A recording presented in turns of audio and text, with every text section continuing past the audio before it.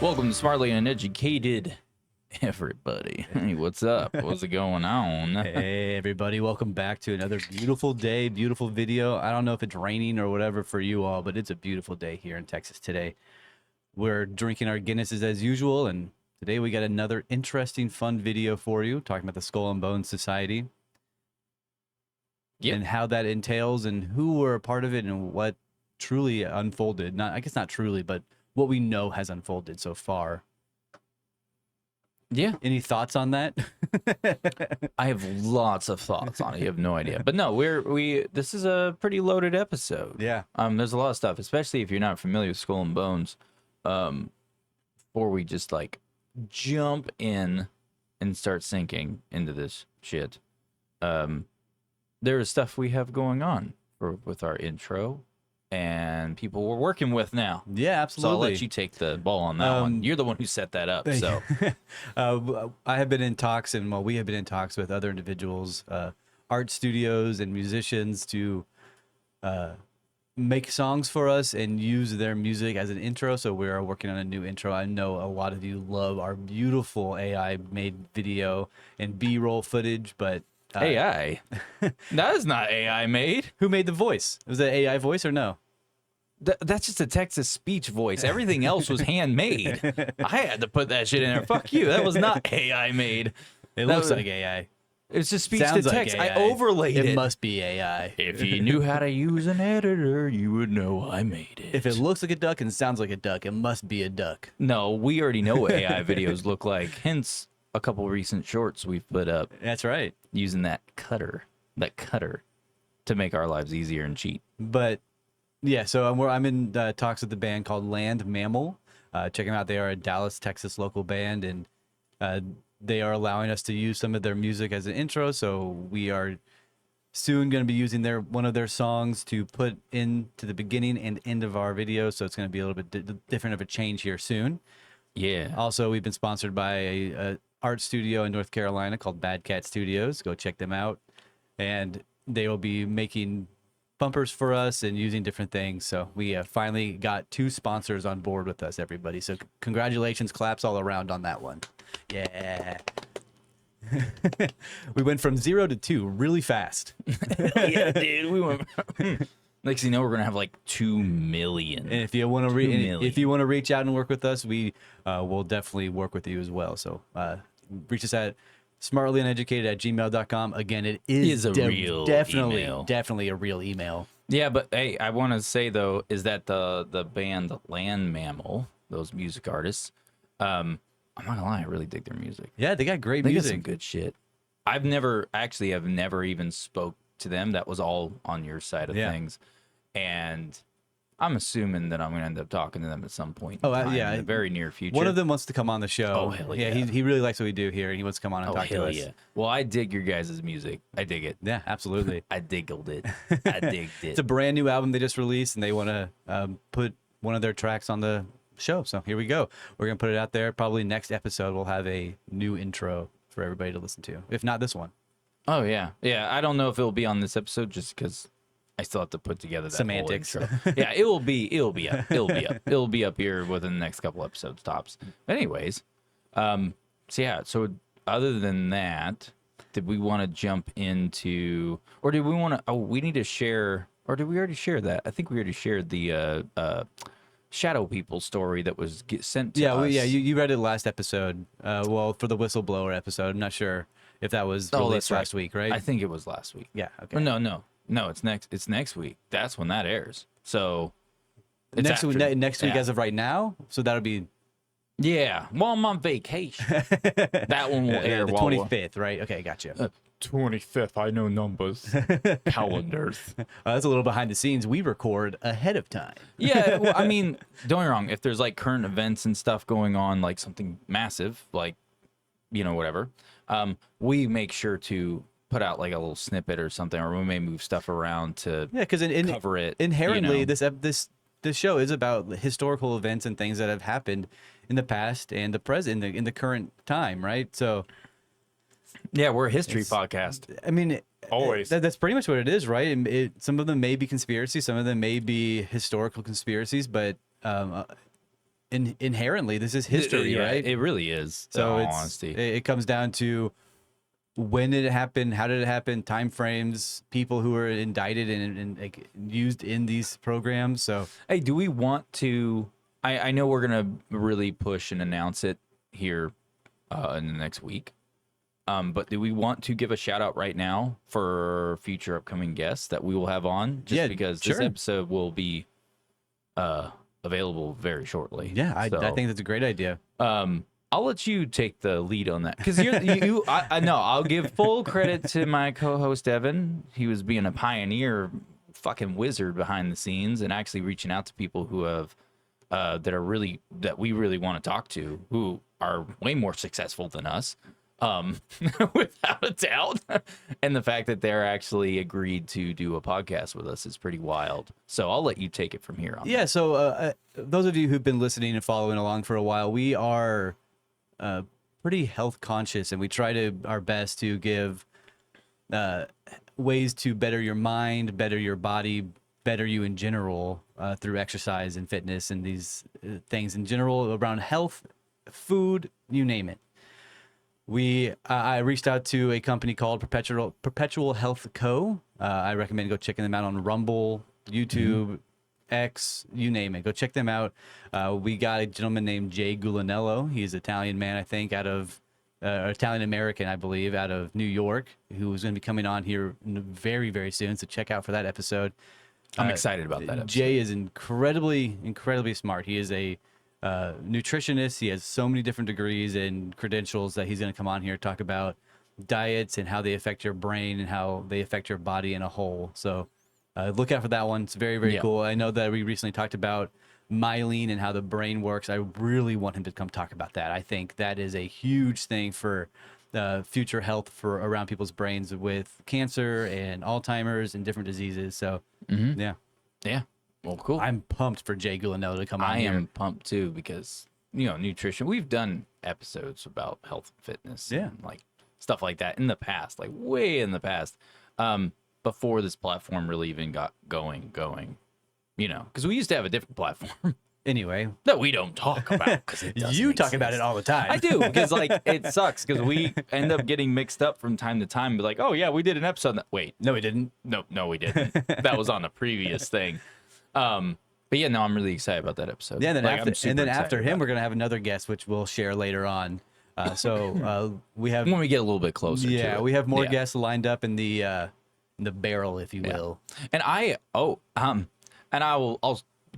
give a teaser for it now. I'll tell you after the podcast, but we will be doing a live podcast. Oh, we will. When? We most definitely will. Oh, wait, you said you'll tell me afterward. I'll tell you the details of it, but I'm still working them out. But for sure it will happen, and it's more than likely going to happen in October. Oh, very fun. Yep, and it will be more than likely front and center at the brewery. Oh, Christ. And I'll tell you more about that later. But we'll give another announcement once we're closer to that because that's several months away. Yeah, and we do want to start doing live broadcasts in general as well, right? So if anyone if anyone in the Dallas area wants to have two live idiots cracking jokes and talking about stuff that is factual on and off, unrelevant individuals.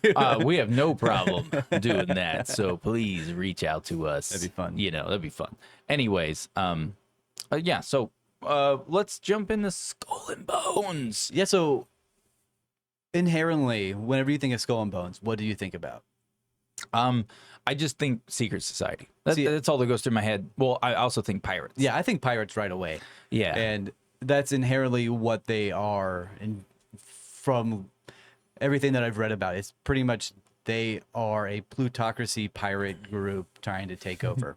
That's inherently what they are. Yeah, it's really weird. When I think Skull and Bones, the first thing that goes, even though I know what they are, I instinctually picture like a modern day Pirates of the Caribbean. Or Caribbean, however you say it. I know some people say, like, when you say the movie name, you think, I always say Caribbean. I say Caribbean. It's Caribbean. Caribbean, right? Caribbean. Caribbean? Oh, shoot, boy, we got an R-bean out here. I'll cheers to that, dude. We got a carbine rifle up in here? What is going on? Anyway, Yeah. So moving on. yeah. Moving on. So, no, my instinctual thought when I think of it is a modern day pirates movie. That's fair. And instead of Somalian pirates and all that stuff, It's a bunch of white people. it's a bunch of white people wearing monocle pieces going yeah. But the thing is, they're not on some wooden crappy boat from a long time ago. They're on a giant aircraft carrier going, we're here to fuck shit up. and they're not saying R, they're saying money. And then I also inadvertently picture the Philadelphia experiment happening, and they cloak themselves and disappear and travel through time. And they get morphed into the metal. Crane brother. the reactor. And Einstein was there, brother.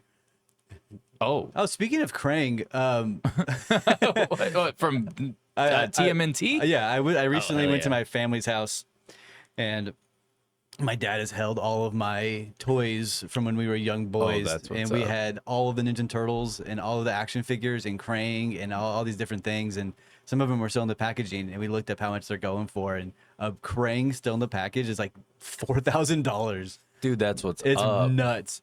Krang's not in the package. Ah, Krang too is bad. Krang is missing his limbs. Yeah, sorry. I'm gonna add one thing to that. I'm gonna add one thing because you saying stuff in the original stuff like being worth more money. I actually have, and this is a very rare thing to have. I have old school comics up in a protective case. I only have like 20 or 30 of them total. Like that's all I have left from my childhood. But what I didn't realize, I found it out a few years ago. I have, and it was a gift to me that was given when I was like, I don't know, 12 or 13 or something. One of my close friends, Jordan, rest his soul, he passed away R.I.P. when I was a teen. But he gave me for my birthday because his dad did like art sculptures for like movies, cool. all that stuff. Yeah, he actually did like full size sculptures of like Predator from the Predator franchise for like different museums and stuff like that. Like, over For in- sexual use, right? Oh, ew, Predator's face. It's like I'm so excited to put my penis in We there. go to that joke a lot. Oh yeah. But I have a Spider-Man comic that was done by Todd McFarlane, Ooh, is it in like a who glass case he and made everything? Spawn. He's the creator of Spawn and does all the artwork for Is Spawn. it in and a all that weatherproof stuff. case? It is in a sealed case. Okay. It is airtight, and it's just one of those hard cases, but it has the rubber seal. Oh, good. And Okay, it's, right on. it's a dual rubber Right seal, on. so you have to put the screws in and everything. And it's they made a silver, gold, and bronze edition. So when you look at the comic book, the webbing that's everywhere is all silver. It's like silver paint, like all this stuff.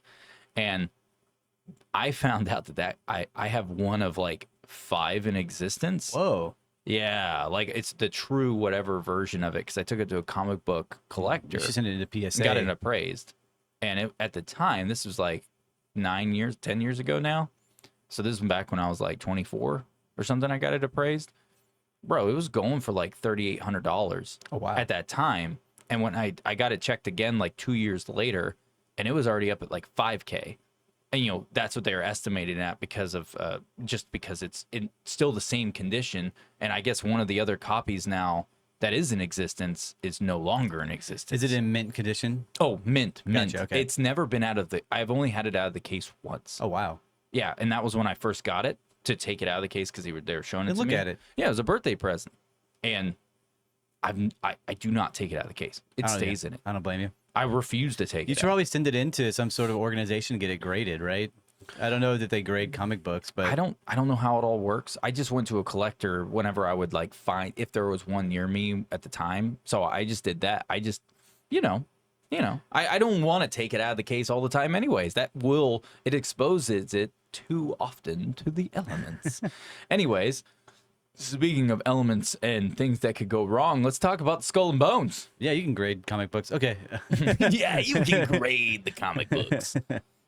Real trap shit.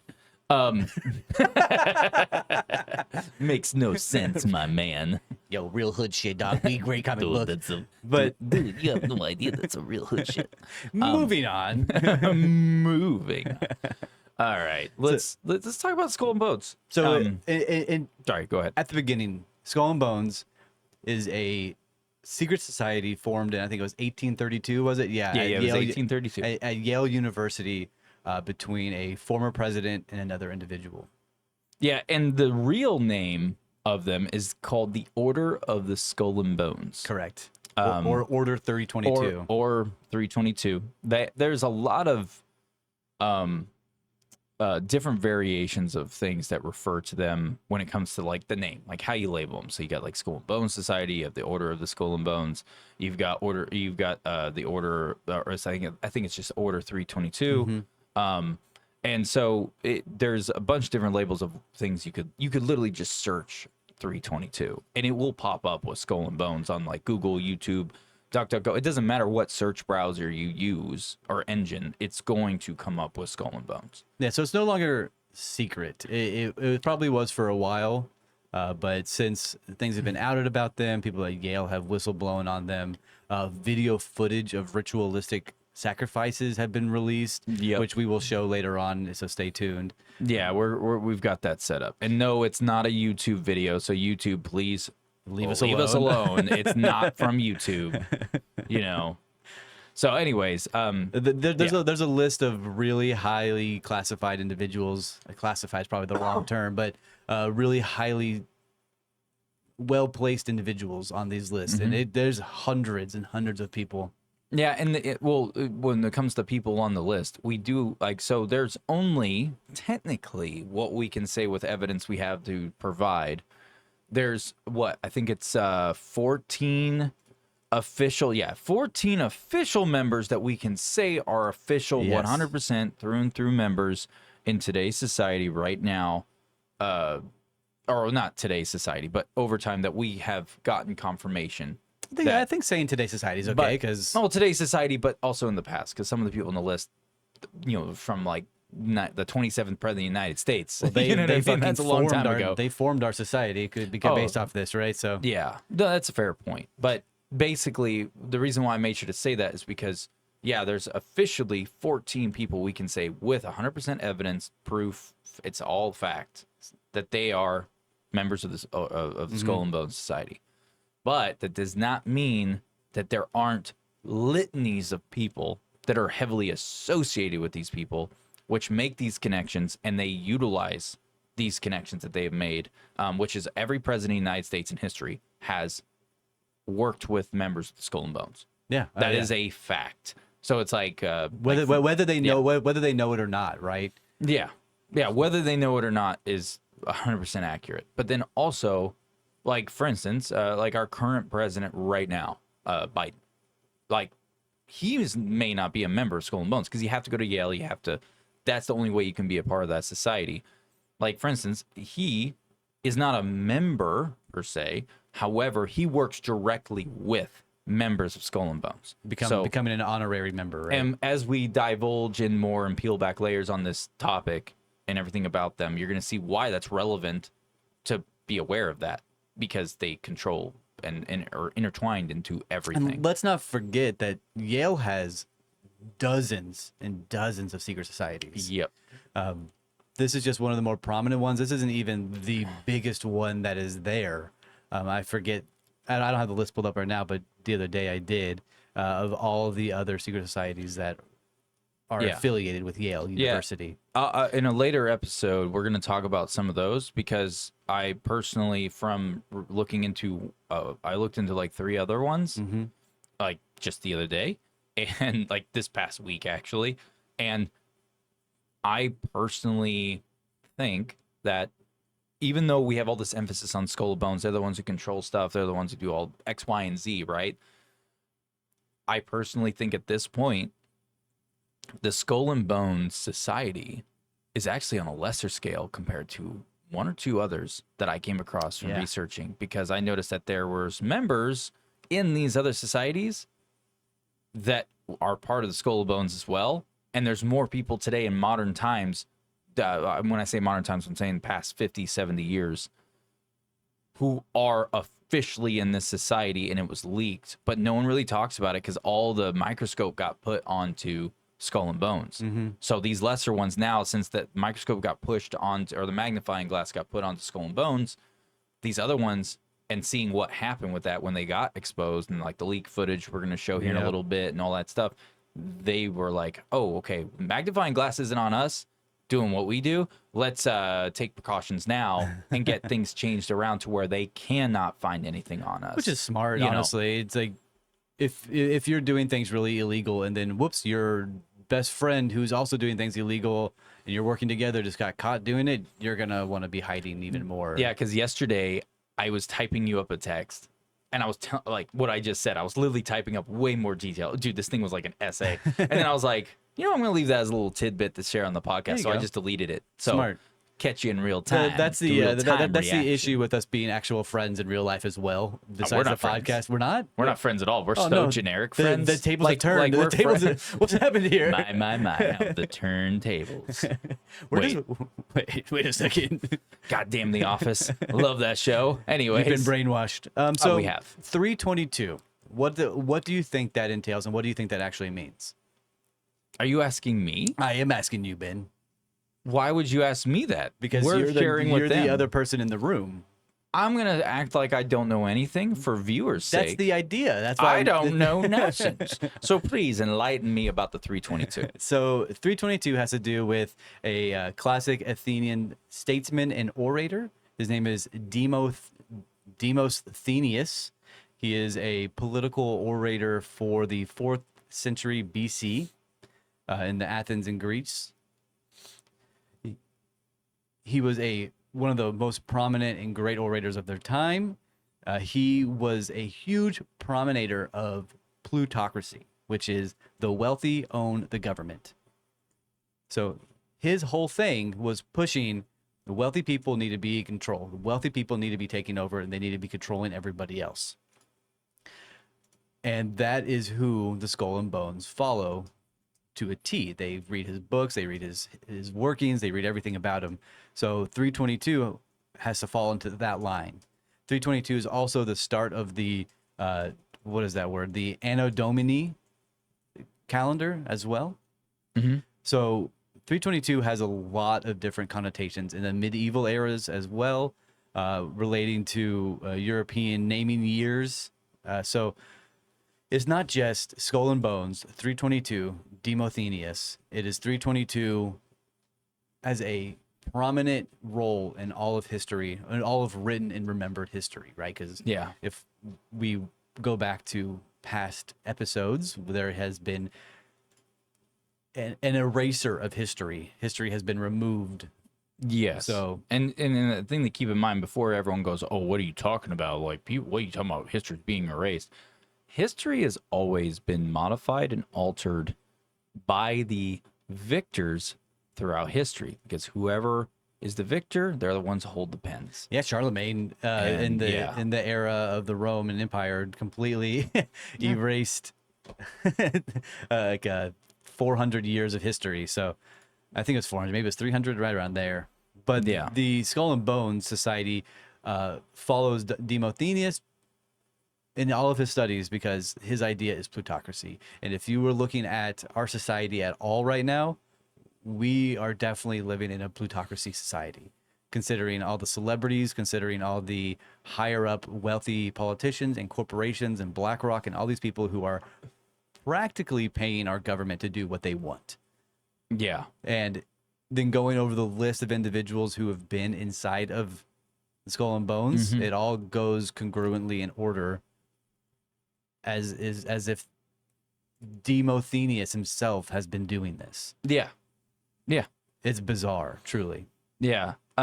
Before because there's a lot of layers to this, so we're gonna do our best to kind of jump through in the best way to lay it out in order. But I am gonna give kind of some foundations to it, of like basically how it got integrated into our society. Well, who were the founding members? I'm gonna get to it. Gotcha. I'm gonna get to it. I'm trying to do this in like order of what would make sense. So if you would give me a moment, I will pause on that. Anyway, sorry about that. Real quick pause. I had to fix something. But so yeah, you know what? I was doing some while we were fixing whatever. I was doing some thinking. Let's go ahead and just talk about the founding members real quick, because that would just nip it in the butt and kind of set the tone. So, so with the Skull and Bones Society, obviously, we already said it started in 1832. That's when it was established at Yale University. And of course, it's super secretive. It's been secretive this, for a long time. So the founding members, you have two people who, you have kind of a hodgepodge. So you have William Huntington Russell. He was he helped establish Skull and Bones. He was born in basically a prominent New England family. Yep. He attended Yale College and he graduated in 1833. He was also a cadet at Alden Partridge's American Literary, Scientific, and Military Academy, which then that later became known as Norwich University. Russell was basically a massive instrumental piece in the founding of Skull and Bones. And he drew inspiration from secret societies he encountered during his travels in Germany. Later on, became a major general in the Connecticut militia and served in the Connecticut state legislature. So basically, the achievements of this guy, just to give full background and full circle on it, aside from the whole Skull and Bones thing, Russell had incorporated the society as the Russell Trust Association in 1856, which managed the society's assets and properties, including the famous tomb at Yale. Yeah. And in fact, I want to show, since I brought up the tomb, we can go ahead and show that and show people what that is. Very cool. So this is the tomb right here, just so people can see it. It is a windowless structure. Yeah, it is a windowless structure. It's all brick and concrete. Like the only points of entry are literally fucking doors. Yeah. That's it. There's a lot of weird shit. They got things that they've taken are in there. Yeah. Because, and we're going to get into that a little bit with grave robbing and all that stuff, but they have these basically little badges of honor that they put on display inside this thing. And, it's very cut off. Like, people are not allowed to just go in there willy-nilly and walk around and take pictures all the time. Like, there are photos that have been leaked from inside they have of let it, though. some people in ever since they got exposed. No, like these photos are black and white and from like the start of it all. No, I was saying in modern times, ever since that footage that we'll show here in a little bit of them doing the fucked up rituals From the and stuff 90s, like that. right? Yeah. They allowed people to come in after that and do like a recording of them. It was the news. They let the news come in and walk through the building. But what the news did not talk about is the fact that they would not let the news go down into the lower chambers. Yeah, to the basement. Because there was there was their way of doing PR. Of course, yeah, they had to fix their image. Like, no, it was just all for play, all for fun. It was nothing of it was real. There are images that were leaked of inside of the quote unquote tomb where they had literal human skulls and literal bones on the table inside of a ritualistic chamber. Yep. There are animal skulls everywhere. There are founding member portraits along the entryway of Alfonso Taft that we will be mentioning here very soon, and other prominent individuals. Well, you want to just go ahead and tell? Absolutely, I'll let you take the floor. So you on may that. recognize the name of Alfonso Taft. I believe his son went on to become the president. So Alfonso Taft, he was born in 1810 in Vermont. He graduated from Yale in 1833. He was a prominent attorney and jurist from his studies there.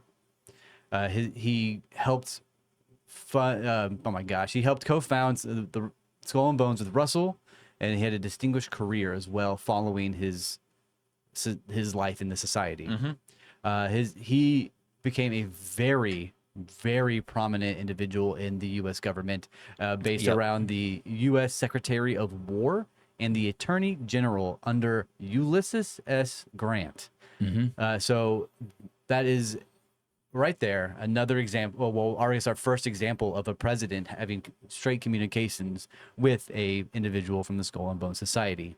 Oh, sorry. Go. He was also the father of President William Howard Taft, who he himself was a notable bonesman, which is a title that they receive. They are also titles like knights and things like that as well. Yeah, there's a few different titles interwoven in there. Yeah.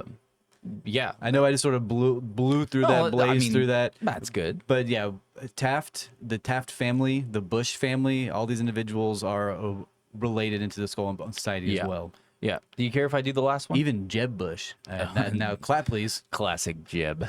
I don't even know what that means, but it felt right to say it. It felt right. All right. The last person who was also one of the founding members of this was Phineas Timothy Miller. So Phineas Miller was obviously another founding member.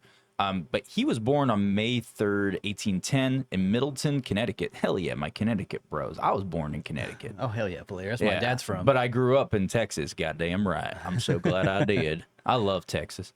But yeah, so he was born in Connecticut, graduated from Yale, and he was a doctor. He became a physician. So how Miller contributed was he was actively involved in a lot of the early days of Skull and Bones. And help, with helping establish its initial traditions and practices and connections into the medical field. He is directly responsible for their, how they got the doors opened for their influence in the medical community. Yeah, absolutely. And it is a known fact that they had this influence, and we're about to bring the receipts here in just a second. Oh, is that right? It's well known, yeah, because people whistle blew on them in the late 1800s about the concerns, because they're like, hey, they're involved in everything. Like, how come no one's talking about this, blah, blah, blah. We'll get into that in a second. Now, with Phineas Miller, the notable, some of his, like, achievements and medals of honor that he wears on his merit badge sash is he served as the director of the New Haven Hospital and continued his medical practice until his untimely death in 1850. So he died fairly young. Yeah, he died pretty young. So, overall, though, so the founding members of Skull and Bones basically sought to create a society that combined the secrecy and rituals of European secret societies with the intellectual, like, basically rigor and network opportunities of American collegiate life. So they aimed to cultivate a sense of loyalty and mutual support among members, many of whom went on to occupy very, very influential positions in various sectors, including politics, financials, and education. And also medical. So, that's pretty much everything about the founding of it. Yeah. So, one thing I should probably add about the whole founding history of it is that they made sure to set into place, due to all of their efforts, because these guys were like workaholics. Like, these guys were hustling on this stuff.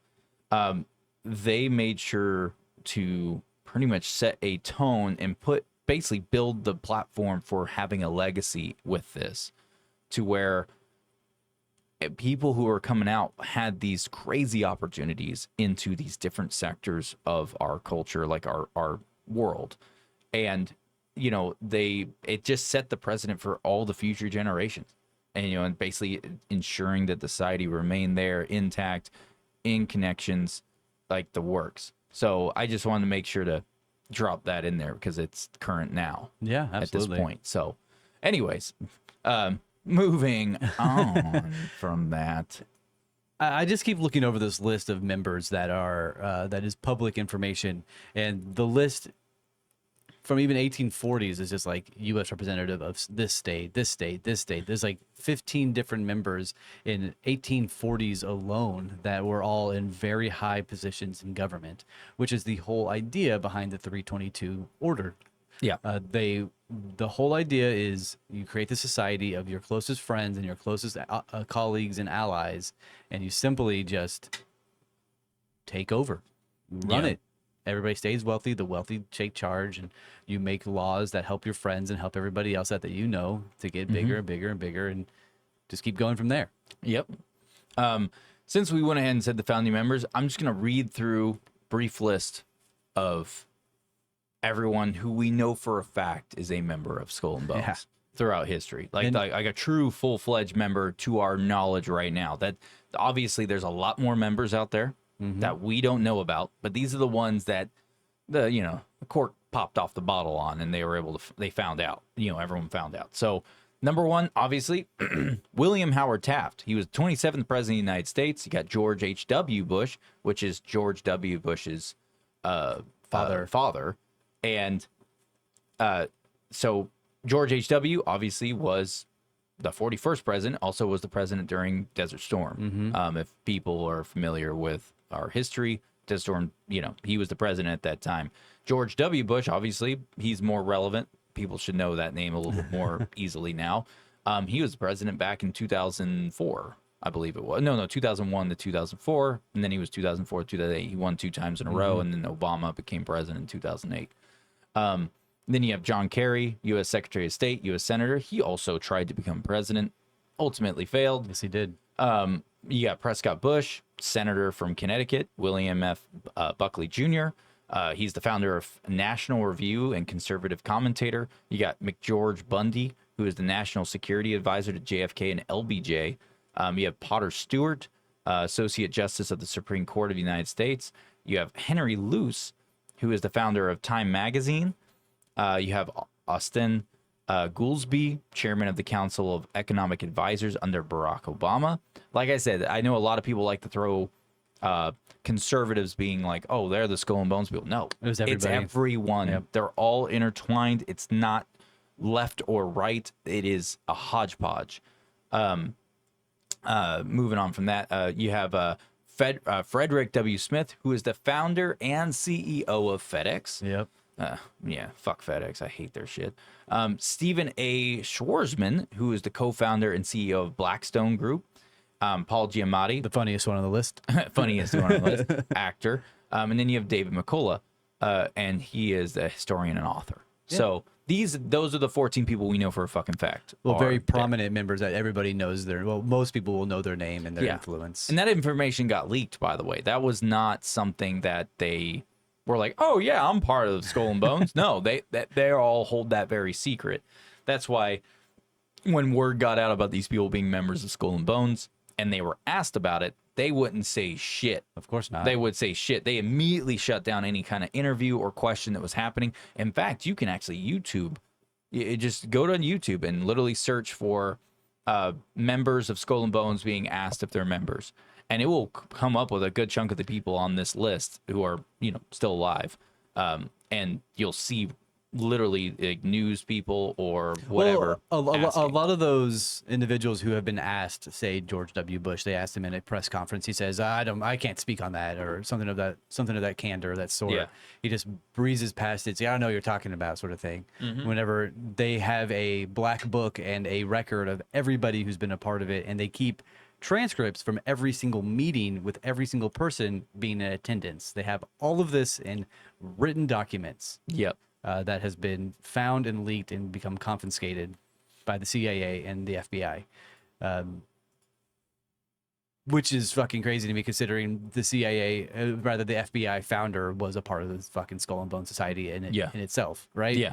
It's yeah. Oh my god. But yeah, so moving on from that list of people, so let's kind of talk about kind of like the foundations of like the intelligence and national security. So one of the like really significant things about the Skull and Bone Society's like influence into like the deep roots in the U.S. intelligence community is that like members like Prescott Bush and his associates played like major roles in the formation and development of different intelligence agencies. So Prescott Bush, who is also the grandfather of George W. Bush, was closely connected with figures like Robert A. Lovett, who was instrumental in the establishment of the CIA post World War II. So they started the CIA. Yeah, Long story short, Robert A. Lovett was a part of the Skull and Bones and himself as well. Yeah, and so they started the CIA, and then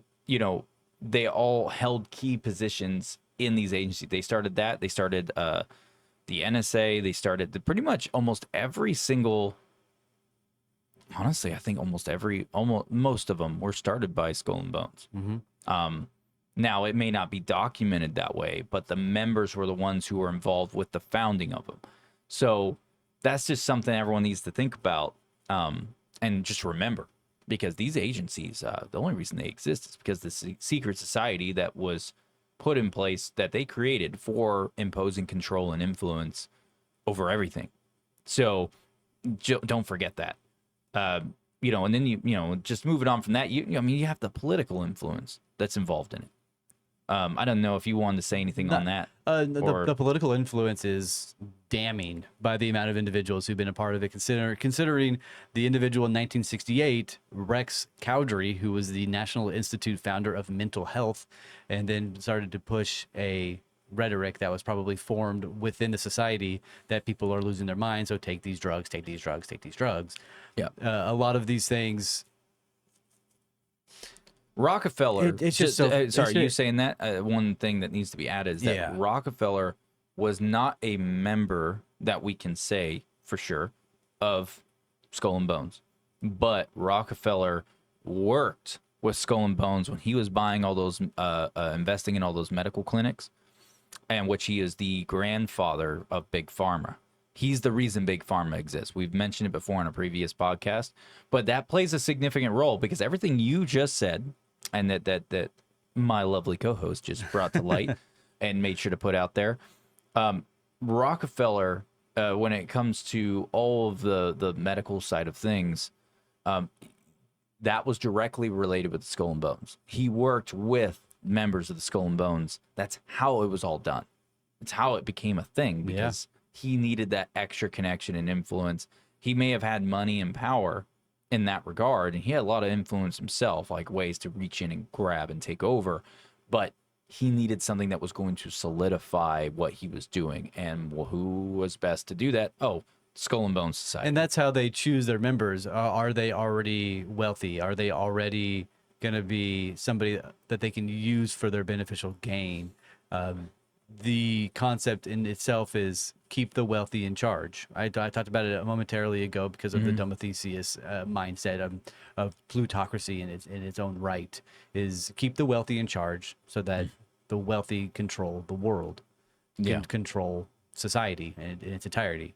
Yeah. So as they go to Yale, which you already have to be either a very smart individual or you have to be a wealthy individual to be able to afford it.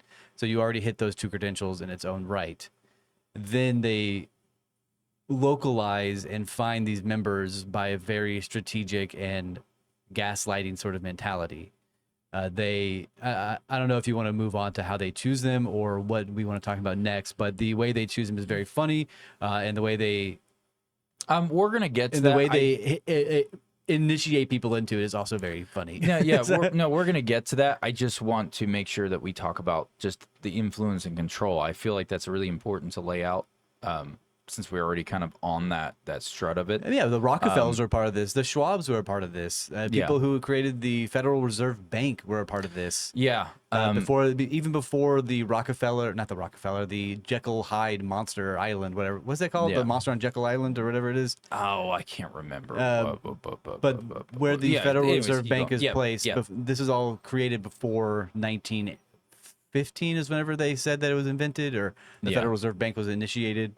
All of these people since 1833, or probably even before that, before the society was created, before the club was created, was being implemented and planned out through its entirety. Yeah. And then just to add on to the whole Federal Reserve part and how it plays in with Skull and Bones. So all the major bank heads, JP Morgan, Wells Fargo, like all of them all got together on the, obviously for this secret meeting that they did, and they established the Federal Reserve. When they did this, the way they solidified is because they worked directly hand in hand, and there's documentation to support all of this, where they worked with members of the Skull and Bones Society. Who? What?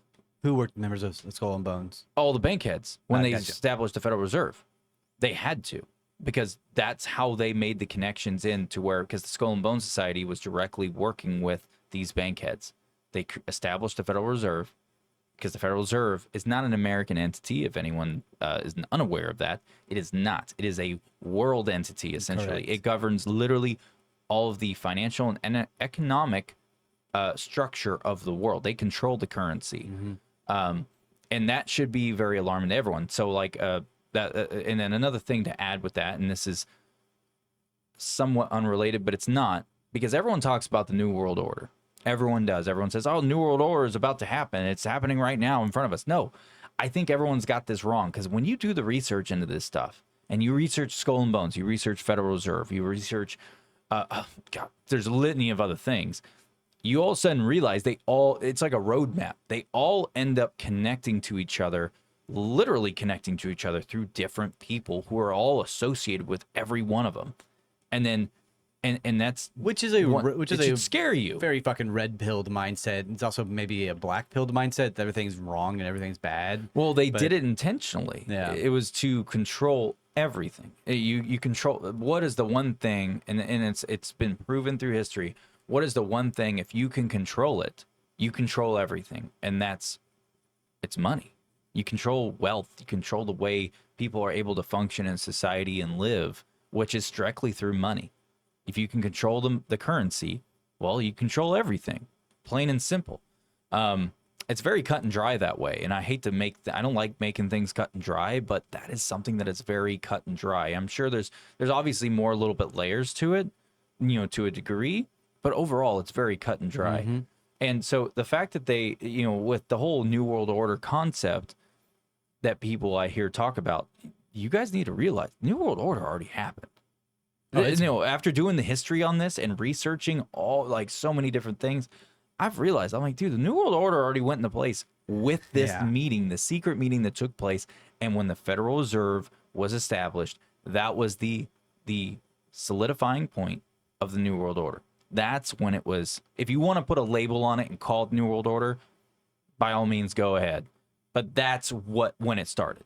That's when it took over. That's when it went into effect. You think that's when it happened? Whenever the Federal Reserve was initiated? Yeah, I do believe so, 100%. Because the moment it was initiated, they controlled everything.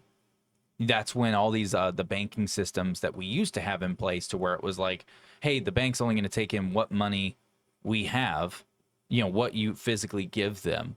They got rid of that. They got rid of all that. All these banks that was private, not privately owned, but people owned within our society, all of a sudden fizzled away. That's fair. Like immediately afterwards. And so you guys just, the whole New World Order thing, I'm moving on from it, but you guys got to realize it's already been in place. It's been in place this entire time. And the whole concept of, it's starting how? No, it's already been there. Yeah. It's already been there the whole time, and it all started with the Federal Reserve. So if you want to put that type of label on it, call it New World Order, go ahead. But I'm just saying it for conversation's sake. I'm using that term. That's when it went into place. If you go and do the research and all this shit, that's when it happened. When did they start talking about the New World Order in general? When did that topic start coming to rise? That conspiracy topic started. I don't know when the origin of it really came out. I can't remember when. It's within the last 30 to 50 years, somewhere in the past 50 years or something. I don't remember when. I think it's past 50 years. I could be wrong, but yeah, I'll let you look up and find that out. What's up? Nothing? They want to say 1776. Yeah.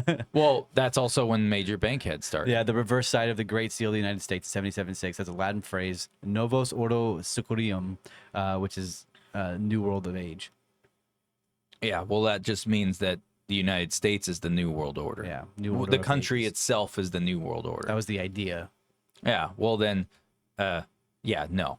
The New World Order, the one that people talk about controlling everything, it was the Federal Reserve. Because the Federal Reserve controls everything now. Look, literally, yeah. They control the money. Besides BlackRock and besides Blackstone and besides we already know that they're connected in with the Federal Reserve, though. Yeah. They're all connected in with these banks. With these major banks on the back end. They're all this shit connected sucks. in. It makes me so damn mad. Oh, yeah. It pisses me off, too. But moving forward, though, let's really get back to the Skull and Bones and just focus on that for now. Moving on. Moving on. So, you have all... I was starting to get into political influence, so... Well, move past that, because we've already talked about that pretty heavily. We've talked about it. We should talk about how they controlled the education system. That's fair. Yeah, let's jump into that. So, in the realm of educations, you have members like Daniel Coit, Gilman, Andrew Dixon White, and Timothy Dwight, were pivotal, obviously in shaping the education in the United States. Gilman, who was a founding member, became the first president of Johns Hopkins University, where he established the first American graduate school modeled after the German system. He also played a significant role in the founding of the University of California and served as the president of Carnegie Institution. And, the society's members were, all massively important in introducing experimental psychology and modern educational practices in the U.S., often influenced by all the German models that they were using there. Yep. So it all led to the establishment of numerous psychology and education departments across the country, profoundly affecting American educational policies and practices. Let's think about that for just a second. Yep. So you have all of these members who I'm going to keep harping back on it. We have all these members in a society that are trying to have a overlying concept of wealthy control.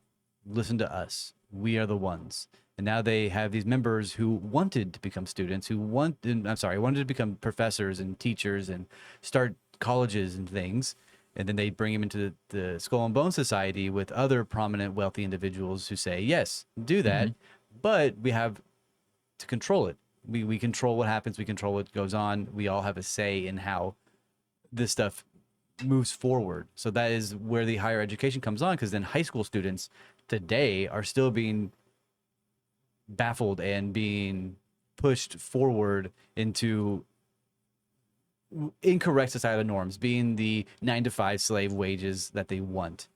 And that is when they go into colleges and have the liberal mindset shoved into their brain, and then the conservative mindset shoved into their brain. So we're being divided by the Mockingbird Project as well, which is another part of the fucking Skull and Bones Society. That's and the Mockingbird Project is something that we'll have to talk about at a later time in depthly, because that's a whole thing. Yes. So, anyways, keep going. So the whole idea behind that is to have two ideas conflicting against each other, creating a society full of cognitive dissonance and creating a society full of hateful individuals hating each other and ignoring what the wealthy plutocracy government is doing. Yep. So their whole plan is fucking working. It's working swimmingly, smoothly, perfect. Can I add to that real quick? Please. Since we're taking a moment to talk, Yeah. think about it.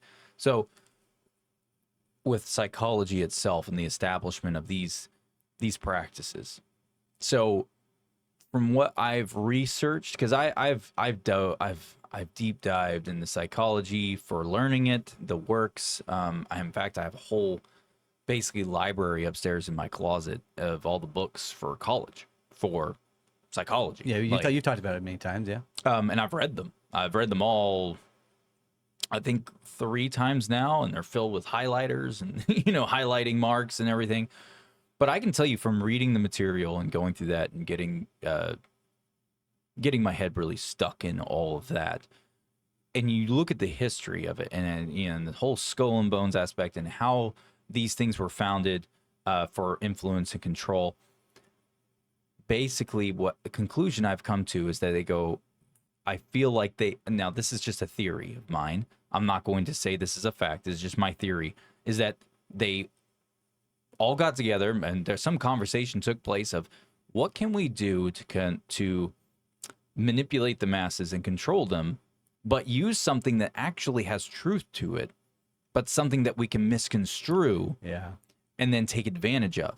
Well, what was the greatest pseudoscience ever made is psychology. The greatest pseudoscience that ever came to light was psychology, because it was a pseudoscience that actually proved to be fruitful and actually have truth to it, like to a large degree. But it also was easily, it was something that was also easily able to be taken advantage of and manipulate, because it's psychology, man. There's so many layers to it, and there's something you can impose one thing, right? And then you can come in and segue in and deviate here to the left with another aspect of psychology or definition that would then manipulate the other version, the other narrative that was at play within that psychological bubble of psychology. So it is something that is a double-edged sword for us in society, from my theory on this, right? I'm not saying psychology is bad. I don't. I think it has a lot of benefits. However, it's something that you can easily take advantage of. Hence the big push. You would have these psychologists team up, and hence the birth of psychiatry. So psychiatry became a thing of, oh, you think psychologist. They're not a psychologist. Like, truly, what they're there for is for medication. They're the bridge between the pseudoscience of psychology and the medical field. That's the bridge, is psychiatry, because psychiatrists are about medicating for your psychological issues. So they're the bridge, they're the in-between. So when you bring in an element like that, and then you go and look at history and you do the research on this, and you see that as they made these leaps and bounds to get to a certain point of in medical discovery and also psychological discovery, they're like, hey, look what we figured out. We can do X, Y, and Z. Hence the big push on different medications that, honestly, most people don't have to take a lot of these medications. If they were brought up in a society, in a world where they're not since they control the education system, where they train everyone to be basically assembly line worker, is essentially what it is. Yeah. And a lot of people like to say that the assembly line narrative came into place because of the automobile industry, because of like Ford and all that stuff. No, actually, it started back in the mines, is when the assembly line narrative was actually started. Everyone tried to say it was the assembly line for automobile industry when that all boomed and took over, right? They're like, oh, we need people to work 9 to 5 or 8 to 5 doing these assembly lines. And so like, hey, we're going to start doing that. Well, they were already implementing that to a degree prior. The automobile industry was just something that popped up, and they go, hey, we could take advantage of this. We could really change things and set up this new educational system, because now we have something that's robust, that's integrated in society, because this is the future. So they took advantage of it. Whereas prior to that, it was all the mines. The mines, it was the first assembly line narrative, you could say, because if you look at the structure of how they worked in the mines, it was very much like an assembly line. You had this point, like dig, pull the stuff out, move it down the carts. It was very much assembly line-esque, at that time. But then, of course, the big boom of automobile. I did some research onto that, man. I was deep diving that over the past couple of years. So I already knew about that narrative. But then when we did the skull, doing the research for Skull and Bones, I was like, holy shit. So yeah, it all ties together, right? It all adds together. And oh yeah. So let's move on. What do you say we take a quick break and read some comments for the YouTubers? Read some YouTube comments. Break up. Alrighty, let's read some comments. Yeah. Do you have some up in front of you? I do. Now? Yeah. All right, let's bring them up. Read them out, buddy. So this is from a gentleman named Jeremy Ellis. About 2 days ago, he said, based around the truck drivers episode about the serial killers, he says, digital logbooks don't mean anything if nobody checks them. And then I didn't respond to that comment because I was about to. It's not that I was going to snap on him. It was just more of, dude, I'm not writing an essay to prove you wrong. Let me prove you wrong in a verbal way. So I have a lot of experience with OTR stuff, and I have a lot of experience with digital logbooks. And yeah, you have one small point that there was a lot of companies there during that transition where they did not, your logbooks were a digital system, but it was all internal. It was never something that was public. Well, now in current times, within the past fucking 10, I would just say 10 years. Let's just say 10 years. In the past 10 years, these digital logbooks are 100% now interconnected spread across. It's no longer just internal to your device right there. That's this big hodgepodge on your dash. No, it's a fucking tablet, bro. And it sits right there, and it's literally connected to the internet. Everyone can see your fucking logbooks at all times. At all times, no matter what. And if you try to say, no, that's not true, I'm a driver, it's like, obviously you only worked for like one company, or you're a fucking greenhorn. Yeah, you fucking probie. Yeah, fuck. If you were on my fleet in my time, I'd be like, shut the fuck up, probie. Get back in the fucking They can see your keystrokes and what you're typing at all times, right? So yeah, anything you type in there, it gets documented if it was saved, right? Like, it's not something where it's like, oh, one click, you click this, but you didn't hit save. Oh, we saw it still. No, that's not how it works. It has to be saved and submitted. So they can see your logbooks. But the thing is, on the digital stuff, there's a digital counter that's monitoring you live. It knows when you've driven over 8 hours. So if you ignore that thing going off, I've been in that position where I had a dysfunctional tablet at one, a system set up in my truck at one point, and basically I hit my 8, because since you're driving OTR, you can only drive 8 hours, then you have to take a mandatory rest, and it's like 4 hours or some crap like that. I think it was. It fluctuates depending on what you're doing and blah, blah, blah. But it's roughly about 8 hours. You have to stop. You have to reset, basically. You have to take 4 hours. Well, my device did not go off. I didn't even realize it was yelling at me because it didn't play any sound. Nothing. And in fact, the screen was a little messed up because it had been damaged. So I had no idea. Next thing I know, I'm getting blown up over the phone and via radio from other drivers who are in my, who I work with, who are in my area. And then also my boss was like, "What are you doing?" And I'm like, "What do you mean what I'm doing? I'm working." And he's just like, "Dude, you're over hours. Stop. You have to stop right now." Like, it was live. Yeah. That it's interconnected. And on top of that, you bring in the way stations aspect into it. Oh yeah. DOT has access to a lot of that shit now. You can't bullshit it. You can't lie it. Now, you can jump around weigh scales, but there are a lot of states now imposing new stuff where if you go to a weigh scale and you skip the weigh scale at another state, they'll know about it. Yes, they will. Because it's like, where's your documentation on this? There is no check for you even coming through there. Like, you're hauling this type of load, this type of thing, you're this tonnage. You didn't check in. You didn't go through weigh scale and basically check yourself into the state. Isn't the DOT a federal service? Isn't DOT federal? Yeah, DOT's public, dude. Yeah. It's across the entire nation. So yeah, if you don't stop at Wyoming and you go to fucking Montana, they're gonna know that There may be a few states that are still a little behind the bell curve, a little bit. I just give a random example of two states. No. But you're right. They would know. Overall, they would know at this point. Yeah. Within the past 10 years, they're that well connected now. But there are some states that are a little behind the bell curve. So it's like they have a digital system, but it's not. They're only getting updated when they're given the update. Let's move on to another comment. We could talk about this guy for a while. So there's this. He deserved that response. He did. He's absolutely right. So there is a individual, Sky Blue YG6LL. He commented on several of our videos, different things, but one that was from episode 11, season 1. Damn. He said, "I would suggest that y'all do another alien visitation. Go and look at the series called The Knowledge of the Forever Time. This man died to get the information to us, which tells a recent historical practices of the government murders." Yeah, and we were pretty damn spot on. Nice. So just another thing that he probably wants us to go talk about aliens again. And if y'all would also want us to go talk about aliens again, reach out to us. We probably will. There's a plethora of alien and UFO cover-ups that the U.S. government and the world government has done. So we will probably visit that later on. He also left an amazing comment on our paranormal encounter videos. That's season 2, episode 26. Again, several different. He went on a comment spree. Yeah. Can I give a shout out to someone who we exchanged messages and comments with and stuff like that? Yeah, please.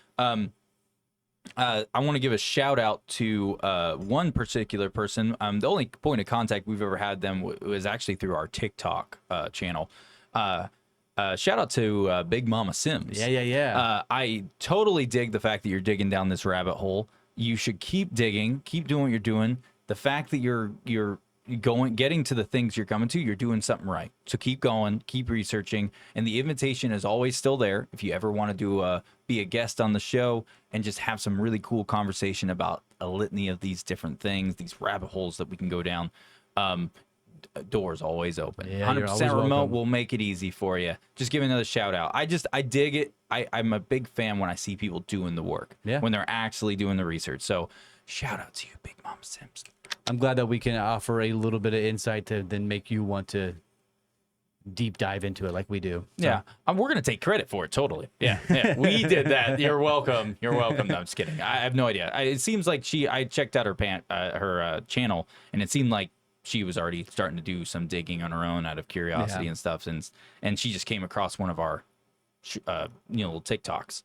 So I'm going to take this time as well to say, if you are listening and made it this far, please like, subscribe, share it to everybody you know on every platform that you are a part of. X, TikTok, name it, just send it. Share it, force people to Yes, listen to it. we need Lock the doors more. on your car, force them to listen to it while you're driving down the highway.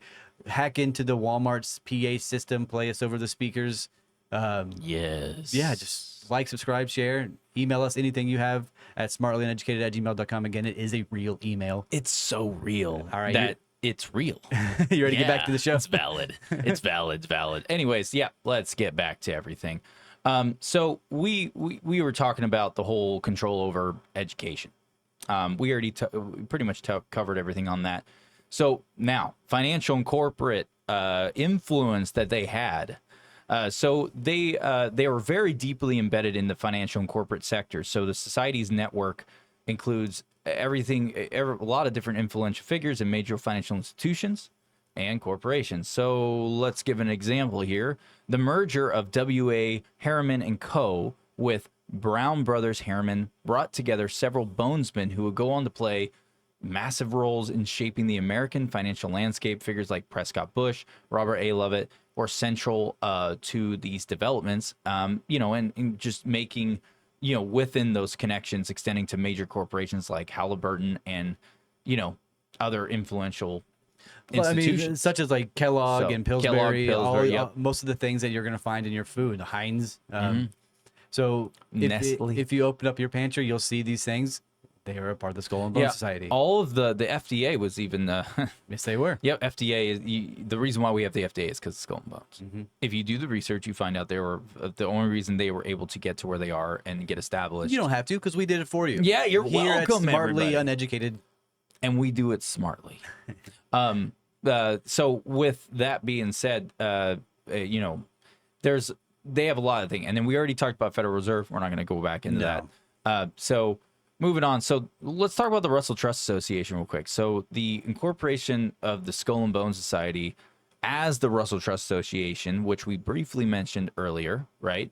Who was done by Russell Trust. Yeah. In 1856, this was a huge step in consolidating its power and influence. This legal entity literally allowed the society to manage its considerable financial resources and properties, including the famous tomb at Yale University, which we showed a picture of that earlier, and the Deer Island Retreat. Ooh, yeah. So the Russell Trust Association literally facilitated the society's ability to support its members and influence various sectors discreetly and effectively. So you have to remember, everything that they did to get interwoven in, the whole point of it was to be like silent benefactors in the background. They're the ones who are pulling the strings. They're the ones who are making it possible. And they stay there out of the spotlight and do not get any of the credit. That's why, like, when you name things like the FDA and all this crap, and you look at all the main food providers we have in this country, which is like 3 main ones. I know there's a lot of brands out there, but you look at who owns that brand. Nestle owns fucking half of what's inside Walmart. Same with Kellogg's. Yep. It just goes on.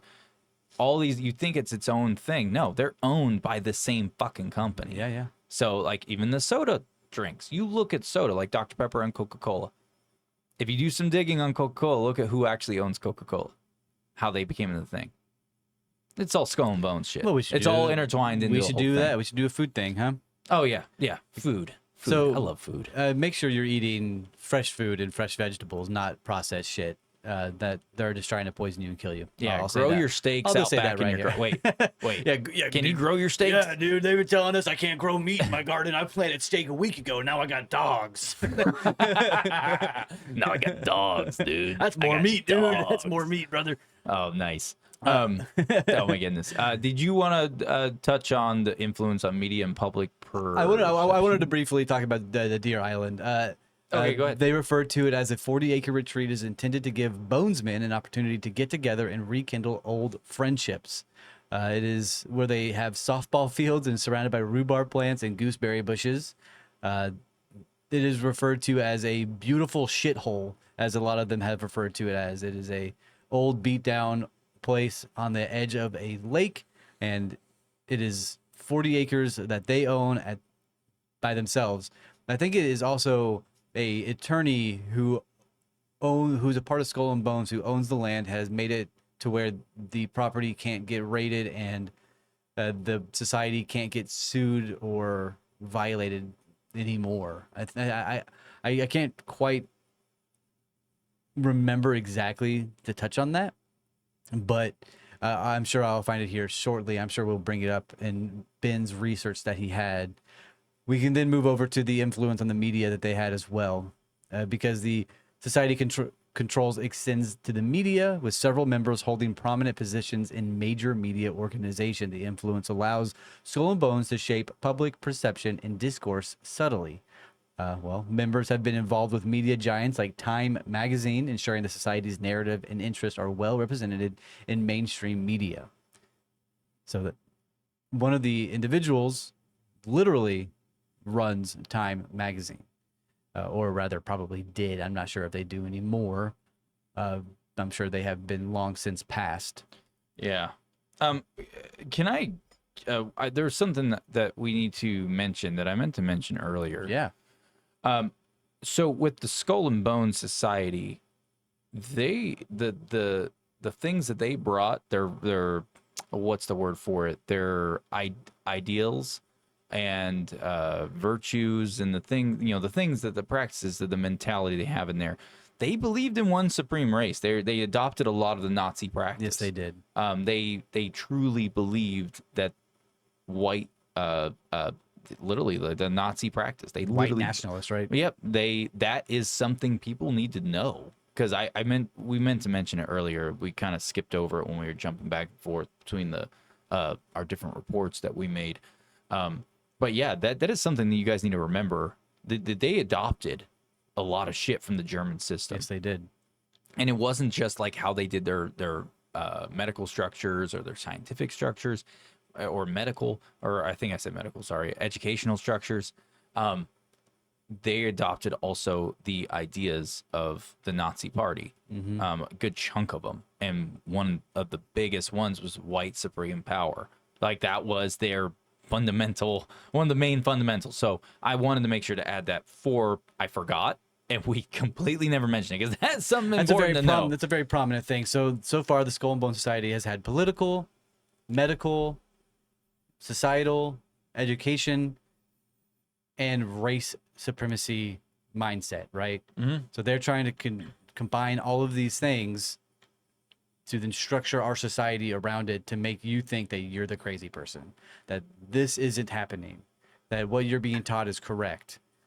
Yeah. So keep that in mind whenever you're doing some research on George W. Bush, or whenever you're deciding to listen to a video by Goldman Sachs, or banking at Charles Schwab. Yeah. And I know I mentioned it earlier about how people who even though they're not listed as Skull and Bones members, so you have like Biden, right? Biden's administration, Obama's administration, every presidential administration, whether it was left or right, it doesn't matter. They were all heavily involved with Skull and Bones members who are pulling strings. Yep. And so I'm going to say it, and I'm just going to lay it out. But to all of you people out there that, like, for instance, you guys get all mad and you guys were tearing down statues and all this stuff. The far left radicals were doing it, getting all butthurt, right, about history and statues, blah, blah, blah. And all this divide that's been happening. You are listening to the same people that believe in, like, this horrible shit. They're the ones who go grave robbing. They're the ones who defile Native Americans. Didn't even talk about that. We're about to get into that, but Yeah. because that was the next part after, like, basically like here in the next like 2-3 minutes. But basically, these are the same people that you're listening to, who on the far left political spectrum that spew all their shit, going, they're right, they're evil pieces of shit, blah blah blah. These are the same fucks doing that. Yeah. They're all the same, and you are dumb and naive. You're ostriches, putting your head in the sand, only wanting to do what you're told to do by your little stupid fucking thought bubbles. I think it's like every other episode, I go back to Yuri Bezmenov. Oh yeah, and Yeah. How he was like, hey, they're trying to ruin you. They're trying to change your society, trying to shut you up and confuse you. Yep. And it's just, we need to redo that episode again. We need to make, now that we have a little bit of a bigger following and a better quality and whatnot, we need to redo that because I think that was like our first episode and we had the casting Yeah. couch in here. Yeah, we had the casting couch, and we had we had audio issues. Yeah, the words. out the ass. Oh yeah, it was so bad. Yeah, we might have to do that again. We probably should. Yeah, we'll do it here in the near future. And I know I harped on the left just now, but the right is just as guilty. So don't sit there and go, Yeah, it's a "Oh, divide." you're just some right winger." No, I'm a very centerline guy. I don't play That's the whole into idea. the politics. And I know there's a bunch of cunts out there. They're gonna go, "Oh, you're a fence sitter." No, I'm not a fence sitter. In fact, I think you're all fucking idiots because you're one of those people that has to go, "Oh, but we grew up in this town, so that makes us the home football team fans, even though we don't know shit about football and we never even played it. But goddamn, we're gonna go there because that's what everyone else is doing." I'm not Congrats. a fence sitter. I'm a gopher digging under that fence and sitting underneath there. Yeah, I'm on both sides, baby. I'm in the middle. yeah. Smack dab. Basically, we all think you're fucking retarded. Yeah. Congrats. Me? Oh, shit. Oh, no, I'm retarded, so I can say that. I'm pretty retarded myself. So I'm allowed to say these things. But yeah, so it's not just the left, it's the right doing it too. It's everyone. The political spectrum in modern day is so fucked up right now. In modern day, it has been forever. But It has, but it's so public now. It's so if in you the create light. your entire life around a mindset of political, that is who you are. You say, you wear shirts that have presidents on there doing memes, or you have presidents on there that says like I'm Biden-ary or whatever, like a non-Biden-ary, some shit like that. Like if you're wearing these shirts out in the public and you're making your entire personality around politics, you are the crony, the person that they wanted to brainwash and fall into their line. That's part of their system, and Yeah. congrats. You simulated right in like the cunt you are. Yep. Congrats. You no longer have an opinion. You just listen to what they say and spew it. Yeah, 100%. But yeah, so like, is there anything else you want to add before we move on and talk about like the dark side of No, I think we should get all into of that. this? We've been going for a hot minute now, so I think it's important that we go into the initiations, the rituals, the really dark side of it, not just, hey, they're taking over the country. Hey, Yeah. or rather, they have taken over the country. Yeah, no, for sure. So, yeah, so let's talk about the dark side of this whole thing, and now we can actually get into showing you that video that was leaked where they had night vision. They used a night vision camera. Yep. And they were able to capture a skull and bones secret ritual that was happening ever since it was revealed, and they got him on camera doing it. I think it was like 99 as well, 1999. Yeah. So fairly recent. Was that almost 30 years ago now? Yes, and they also, and that all of what we're going to show in that video here in just a moment ties right into other things like Bohemian Grove. Yep. And other things. And, and I'm going to bring up Alex Jones real quick, but he called all this. He may have been wrong about the other thing that got him in trouble. But the thing is that 99.9999999% of the time, he is 100% correct. He's not wrong. Well, He's never been wrong about the other shit. That was the first time he was actually ever wrong. I mean, he was wrong about Kanye. What are you talking about? He was right about Kanye. But no, when it comes to anything in this sphere of conspiracies and stuff like that with secret societies and these fucked up things that go on with politics, he's never been wrong. So he exposed That's a a lot of bold this shit. stance to be a part of. And the thing That is, he's never been wrong. about this, I'm talking about this stuff, this sector of it. Gotcha. Okay. I'm not talking about the hook with sands everywhere. Let's make it clear. Yeah. Around the Skull and Bone Society and around the Bohemian Grove Society, he has been correct. Anything inside the political spectrum like that, in that narrative, Gotcha. he has been correct. That's what I was trying to get Because it sounded at. like you said Alex Jones is correct 99% of the time. Well, he is overall. He called a lot of shit outside of the spectrum. I don't give a shit what people think of him. He's fucking insane. He 100% is insane, but he has been right. Look up everything he's ever said and done. He's been right, except for the one recent thing. We're not going to talk about that. I can't be a part of that. Well, if you do statement. I did some research on that, and his informant was also working with other people, and that came to light after the fact when he was in court. Okay. And people aren't talking about that, which is fucked up, because it's like, oh, he got fed some fucked up and he ate it up and he went and ran with it. It's like, oh, bro, like, look what you did to yourself. Oh, you just pissed off a lot of people. Let's move on, though. So the dark side of the Skull and Bone Society. So obviously it's super secretive. We've talked about that. The grave robbing. So let's talk about the grave robbery and occult practices. So, you know, this is a very notorious thing with them is that they literally have grave robbed the skull of Apache leader Geronimo.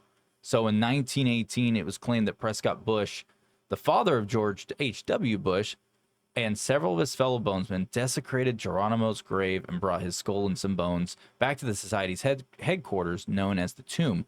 And you can look up pictures of this skull. It's in the tomb. They got it. They literally have there are photos of his skull. So it's like, and just to bring up the crap I said just a moment ago, it's like, where's the outcry? Where's the outcry from the far left They about have all a this few shit? skulls too. They don't just have that one. I believe they have one of the presidents as well. Yeah. Yep. They have they did a bit of grave robbing. There's more than just Geronimo's skull in there. That's just one of the most notoriety kind of, you know, the notorious ones, you know. And they literally have it on display as a trophy inside the tomb, which is fucked up if you ask me.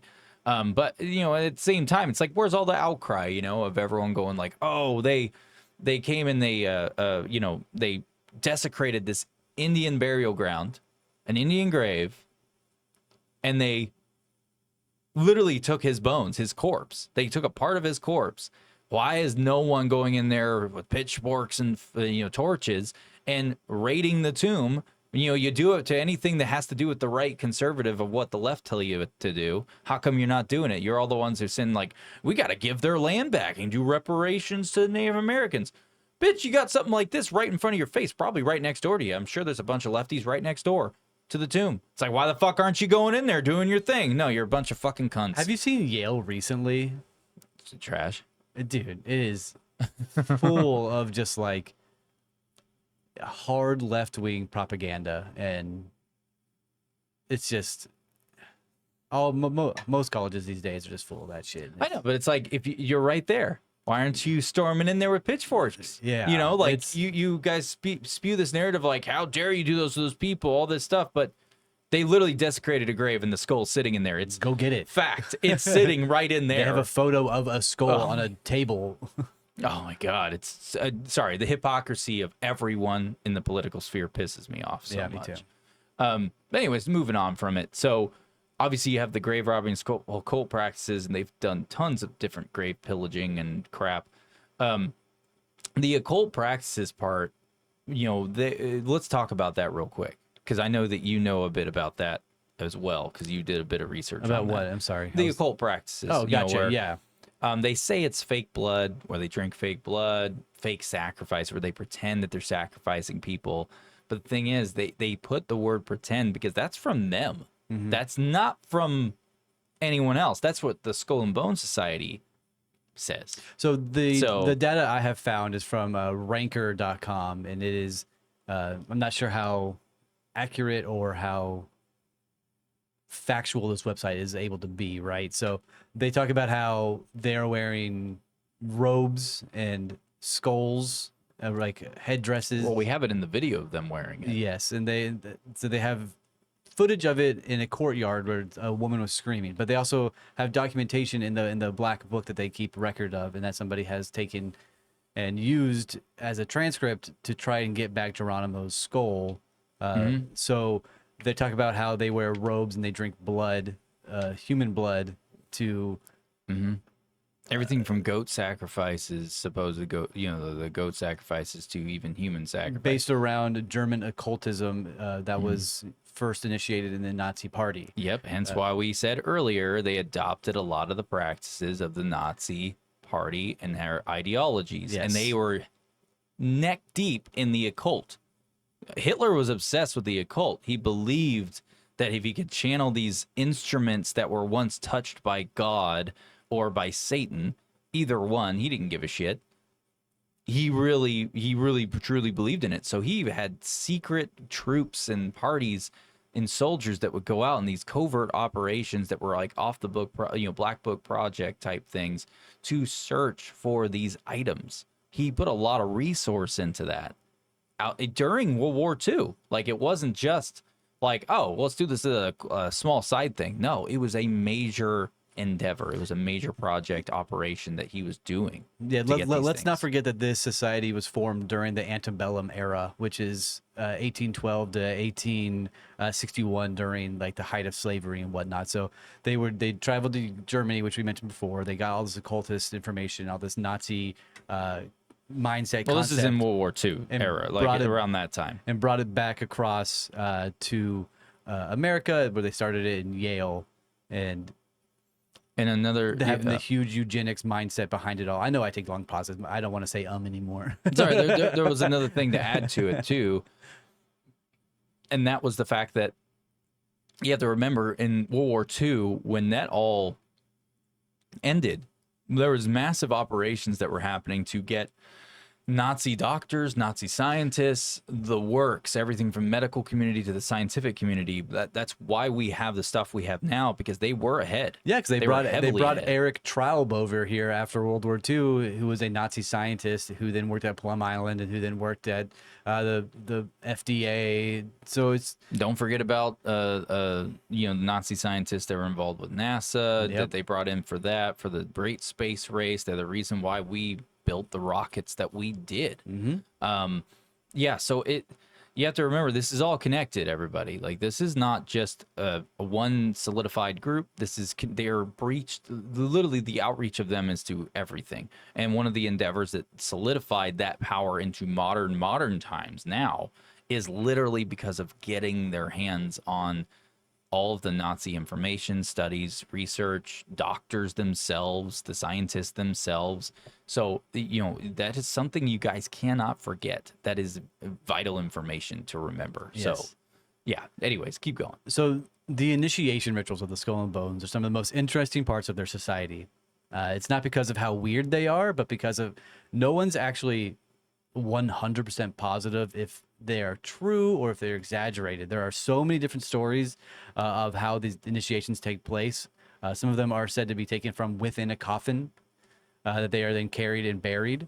Some say that they are lied in a coffin and carried through a crypt while bonesmen chant "reborn, reborn, reborn" over and over again. Oftentimes they lie naked in the coffin, open face coffin, with all of the other members standing around while the individual inside of the coffin reincites all of their past sexual history, so that they can then get nicknames like Hagom and Lub and different things like that, to be reconciled into the society. A lot of them are stories of them being inside of giant piles of mud where they wrestle each other. Yeah. That sounds very homoerotic to me in intention. So they have a lot of these initiates. So you can see George W. Bush wrestling in a pile of mud naked with his other bonesmen, with them all standing around chanting "reborn." You cannot forget the initiates. The initiates are given $15,000, and they are guaranteed a lifetime of financial security.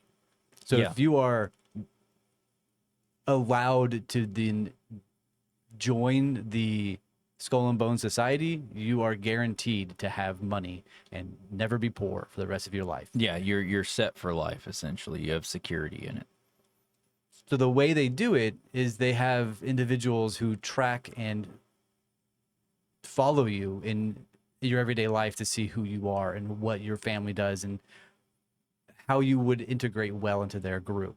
And they just tap you on the shoulder. So if you were ever in the Yale University and you are tapped on the shoulder, you have now been granted access to then become perhaps an initiate into the Skull and Bone Society, Yeah. where they give you $15,000 in unlimited money.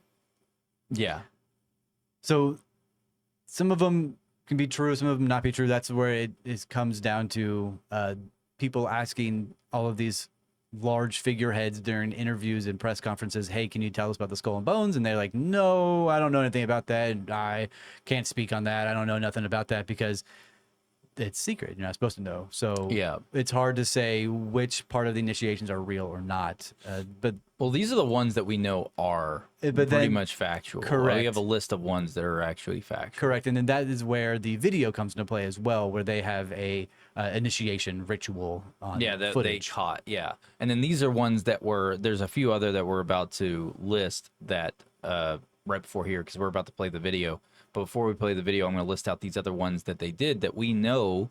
There are people that come out and like basically whistle blew who basically got the tap on the shoulder. They started the ritual, like the initiation process, but then said, "Fuck this." Actually, no. Yeah, like it was too much. They were just like, "Fuck all this," so they bailed out. So, it was really long rumored that they engaged in satanic rituals, right? And in different occult practices and stuff. And it was always like this massive shroud in secrecy. And they even said that like the rumor was that they used black magic. And That sounds stuff badass like to that. me. That sounds Yeah, badass. Sounds badass, Dude, dude. if you like metal, you like badass shit, that's a badass place to That's a be. badass dude. place to be, They got dude. pentagrams everywhere, skulls everywhere, brother. Oh, hell They're listening to Black Sabbath and Rob Zombie and fucking rocking They're out. playing Rob Zombie in there. I love me some Rob Zombie. But yeah, so like that and the like animal sacrifice, whatever. So here are the ones we know that they have done. Like this is like it's basically 100% a fact at this point due to all the circumstantial evidence and people coming out whistleblowing at different various times over the past basically 100 years. Yeah. So one, coffin rituals. And this one is where basically they make you lie naked in a coffin, and it's meant to symbolize death and a rebirth into the society. Subscribe. The ritual includes basically chanting and the symbolic act of being reborn, where they're like reborn. Only they do it way more violently. Like this is yeah, they're not saying it politely. They're like screaming it like banshees, essentially. And it's supposed to be this very symbolic thing of being reborn from the coffin, which interprets, like there's a bunch of different. Does that mean cults. like vampirism, perhaps? Dude, I don't even know. I don't even know at this point. It wouldn't surprise me if they're Because- like gay. Gay? It's like gay. Little things. Gay. Because I mean, there's a lot of rumors that a lot of these prominent leaders are vampires, right? That's like a quote unquote conspiracy about long living political leaders. Pelosi. Fucking Sorry, Prince see- Harry. No. Pelosi's is in there because she bathes in all the money from her insider trading. Sorry. Moving on.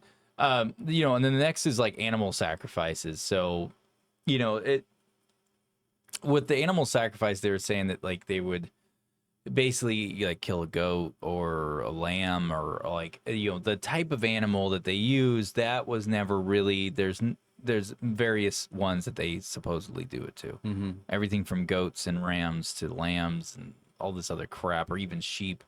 It's really weird, but there's people who whistle blew on that, who were apparently welcomed into the group to do initiation, and then they bailed the fuck out. And they're like, fuck all this. And of course they were threatened, supposedly, like, you tell anyone, we're gonna ruin your fucking life.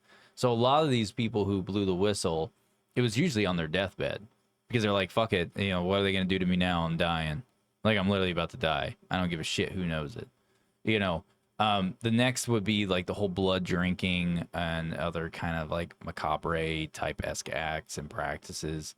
Like basically saying that they would partake in these blood drinking rituals, which the evidence of that is pretty scarce. The most evidence we have of it is the whistleblowers that came out saying that like, oh yeah, this is what they were doing, blah blah blah. Well, one of their names is Charlotte Thompson Isterbit. From 1930 to 2022 is when she was alive. She was a freelancer Yeah, writer. I was and about senior to policy list them after advisor. we did the video. Gotcha, 10-4. Yeah. I was setting the tone. I was building up to it. And all that crap, and then you've got like the grave robbing, which we already know that's a fact. Like there's so much evidence of that. It's not even circumstantial. It's a fucking fact at this point. So with that being said, I do want to play the video, and allow everyone to see this. Christ, I gotta pee again. Okay, well then you do your thing. You do your thing. Do you wanna? How about this? Let's take a brief intermission.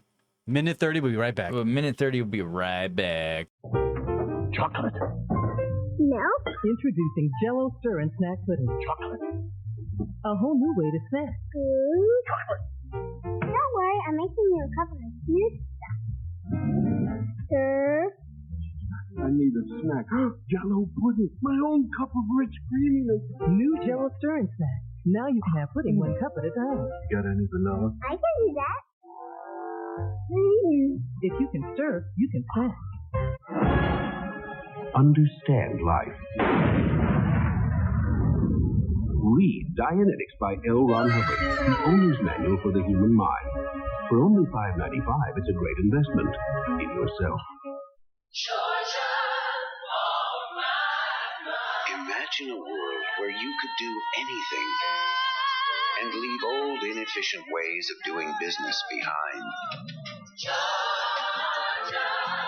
With new ways to find and share information, AT&T can streamline the way you do business, so there's no limit to what you can do.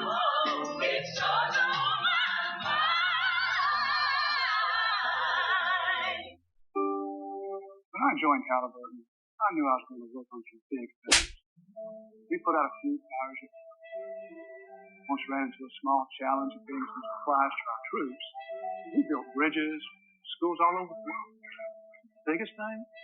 Serving our troops good old American food. Life feel just a little closer.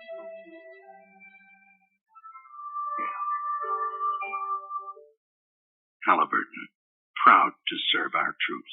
And we're back. All right. So thank you. That was a great intermission. Oh yeah. Oh, yeah, it was great. Don't you think so? Yeah, I hope you enjoyed that. All right, let's get back to the skull and bones concept. So we have this video you want to share. Yep. That we want to share about the ritual that was caught on tape and then put into a news broadcast footage. Yep. So we're not going to show the whole video, but we're just going to show what the relevant About parts. 35, 40 Yeah. seconds of Yeah, it. 35, 40 seconds. All right. All right. Let's show it. What's up? All right. Here it goes. So So that's where they have the ceremonies in the outdoor part of it. Part of it was I indoors. can't We believe only they got have to it the outdoor outdoors. Mm-hmm. Right. part. We only got and to listen to the outdoor part. God only knows what went on indoors. And what did you hear? What was it you know? You managed to get this unique Oh, it was access to it. disgusting.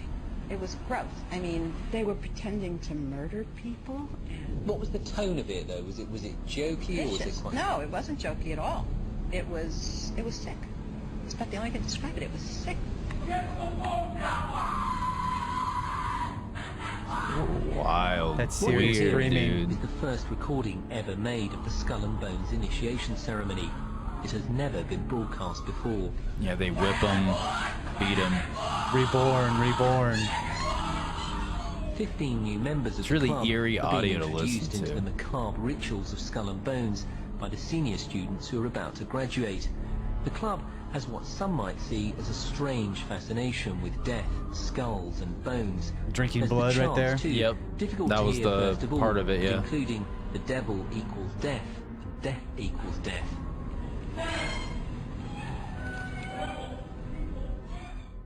Yeah. This and- yeah. So This- that was it. You know, it's that right there. It's really wild. It sort of solidifies the ideal, right? The occult ritualism. Yeah. The fact that it got put on film and now publicized for anybody to go see. Yeah. Yeah, dude. It's. I wonder. that was one of the details. I know we said it when it was recording, or sorry, not recording, but playing that clip. So that we should have mentioned it earlier. I don't know why we overdid that. Which was the whipping. Like they would hit them and beat Yeah. them, and they were like, "Oh, we're not actually beating them," because they had to give comment. You know what I mean? Apologize. Sorry, I had to cough. But no, like they gave comment after the fact, trying to say like, "Oh, we're not actually like beating them for real." like where they're leaving marks and shit. That's not true. Like, dude, you can see in that. I mean, obviously that's some grainy footage. Yeah, it's old. It said 2001, I think, in the corner there. There is some cleaner footage of it though that's out there. Do you have it? No, I don't have it. I don't have it. When you showed that to me prior, I had seen other like versions of it where it's been like a little bit cleaned up, like someone tried to clean up pixelation and make it to where you could actually see things a little bit cleaner. But I was having a hard time finding it. I know I had seen a better version of it in the past. I just didn't realize it was Skull and Bones, but I don't know where it would be. But yeah, like they're like beating them. There's like people talking about it, like in the research and stuff that we had done. There was, you know, like the whole whipping and beating and like the bloody murder that's screaming. That screaming you're hearing, where it's not a word, it's just a banshee scream. That's the initiator, like, or sorry, the person going through the initiation. Yeah. They're getting beat, dude. That's a real whip. Like, they're really getting beat. That's a real scream. That's a real scream. That's not them pretending. Like, shit probably fucking hurt. Fucking right, dude. I wouldn't want to be hit like that. I wouldn't either. That sucks. Like, I'm not a fan of that. This isn't private time and dungeon sex, you know, time. Like, hey, man, like, it's not like you're giving me a little whip on my butt going, ooh. That's no 50 hello. Shades of Grey. That's 50 Shades of Death. And the person who made 50 Shades of Grey obviously was into the occult practice. You know, there's like, you know what I really like to do in my spare time? Occult practices. You know what I also like to do? I like to talk about sex. Ooh, what if I meshed them together and made a book? Let's talk about sex, All baby. right. Let's talk about you and me. Hey. Oh, wow. Yeah. Anyways, moving on. So, that's it. I mean, that's the video we had to give you guys. That is damning evidence, and I said it again, right? That the ritualistic occult practices are actually taking place. They have clear as day, crystal clear footage of, well, I guess not crystal clear, but fucking grainy as hell, footage of them drinking a substance, smacking somebody, wearing robes, and screaming reborn, reborn over and over again. Clean footage of it. So. Yeah. I mean, obviously they say some other things too, like the reborn part. They cut the camera, like it was obviously in snippets. Yeah. Because they were trying to like show everything in this condensed time frame, but there was a point where it did show the whole it showed the whole a brief moment where they said reborn. They said it in there. They're yelling it. I am reborn. Right? Yeah, it's like almost inaudible to understand it at first. But yeah, anyone look that video up and watch the whole thing. Like, there's a whole like documentary on it. There's several news report. There's several and, like, documentaries on the Skull and Bones Society that you can watch on YouTube and watch on Netflix and things like that. Yeah. So with that being said, since we're talking about how this was like whistleblown, one of the Yale founders was in Skull and Bones Society, by the way. So keep that in mind as well. Mm-hmm. Mm-hmm. But with all that being said, since we're talking about people who blew the whistle on this, we actually, people were blowing the whistle on this back in the 1800s, like the late 1800s of on Skull and Bones. Here is, I have a few people to list out, and this is kind of like spread across between back in like the 1870s or 1850s or whatnot. I think is when the first whistleblowing kind of started, all the way until like the late 1900s, going to like close to 2000. Obviously, we had that video. That's another person blowing the whistle on it, and that was in 1999. But roughly around that time. But yeah, we have a whole bunch of whistleblowers to list, and with actual evidence and proof of everything. So here's were you about to say something? Yeah, so there's a statue of Nathan Hale. He's an American patriot, soldier and spy for the Continental Army, who has a statue at Yale, who also has a statue in the CIA headquarters in Langley, Virginia. So that is a sort of homage to a member of the secret society of Skull and Bones in both locations. Yeah. Just another little tidbit here. There's a whole bunch of different fucking shit like that everywhere. Yeah. So I guess let's just read them out. So here are let's start with history though. Like let's start with the very first person to come out and basically blow the whistle on this. So this is the first group or entity to blow the whistle on this was the Iconoclast. So in 1873, a publication called the Iconoclast harshly criticized the Skull and Bone Society. The editor accused the society of wielding undue political and economic control and highlighted its preoccupation with symbols of death such as skulls and crossbones. And this basically early kind of critique of it provided a rare glimpse into the secretive world of Skull and Bones. So it just emphasized all the cult-like structure and rituals and the fact that they were controlling and puppeteering everything in the background across our nation at that time. The next person, now there's a couple people I don't have a exact specific date, but the next one in, I guess if we were going date wise, was in 1977, and it was by No, Ron. it would be 1873. The Iconoclast. I already did that one. Oh, you did. Okay, All right, that was the one I just did. That's the most shocking and harshly damning one that I was able to read and find. I have a snippet from it here that is very interesting to read. No, read it. It says, we speak through a new publication because the college press is closed to those who dare to openly mention bones. Out of every class, Skull and Bones takes its men. They have gone out into the world and have become, in many instances, leaders in society. They have obtained control of Yale.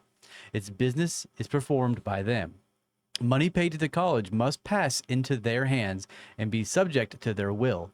No doubt they are worthy men in themselves, but the many whom they looked down upon while in college cannot so far forget as to give money freely into their hands. Speaking of Skull and Bone Society, men in Wall Street complain that the college comes straight to them for help instead of asking each graduate for his share.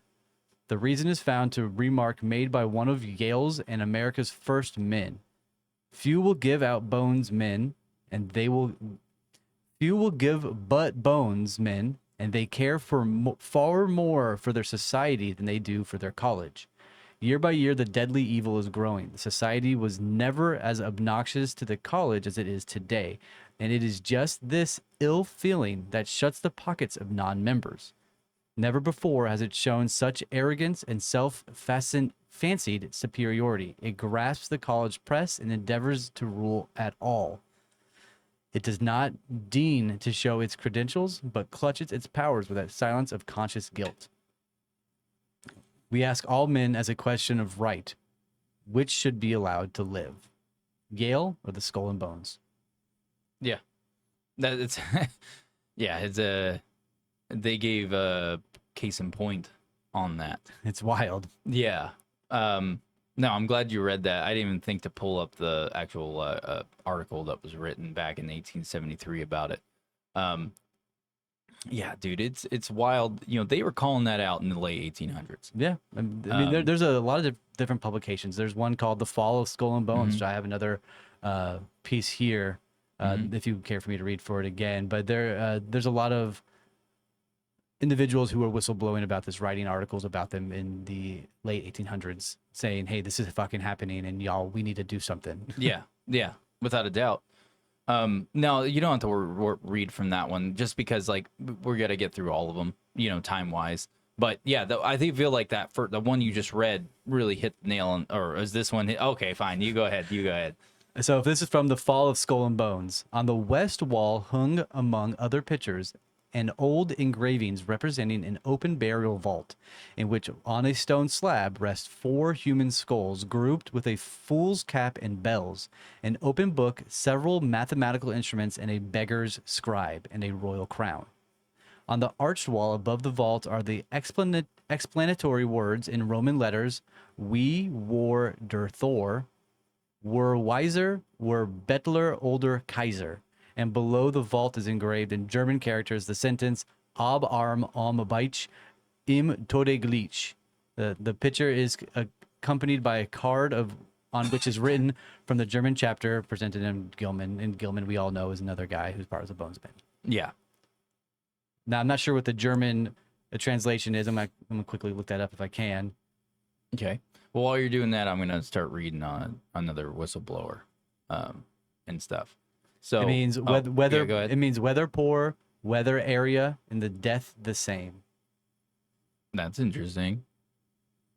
What's that even mean? like, nah, I would never be a member. They'd be like, "You're too dumb. You dumb, dude. You don't even get it." No, it's all really fascinating, especially when you start digging into that. I say it's fascinating. It's also terrifying. Because of what the control and influence that they actually have, and they're interwoven themselves into our society with, and the world at this point.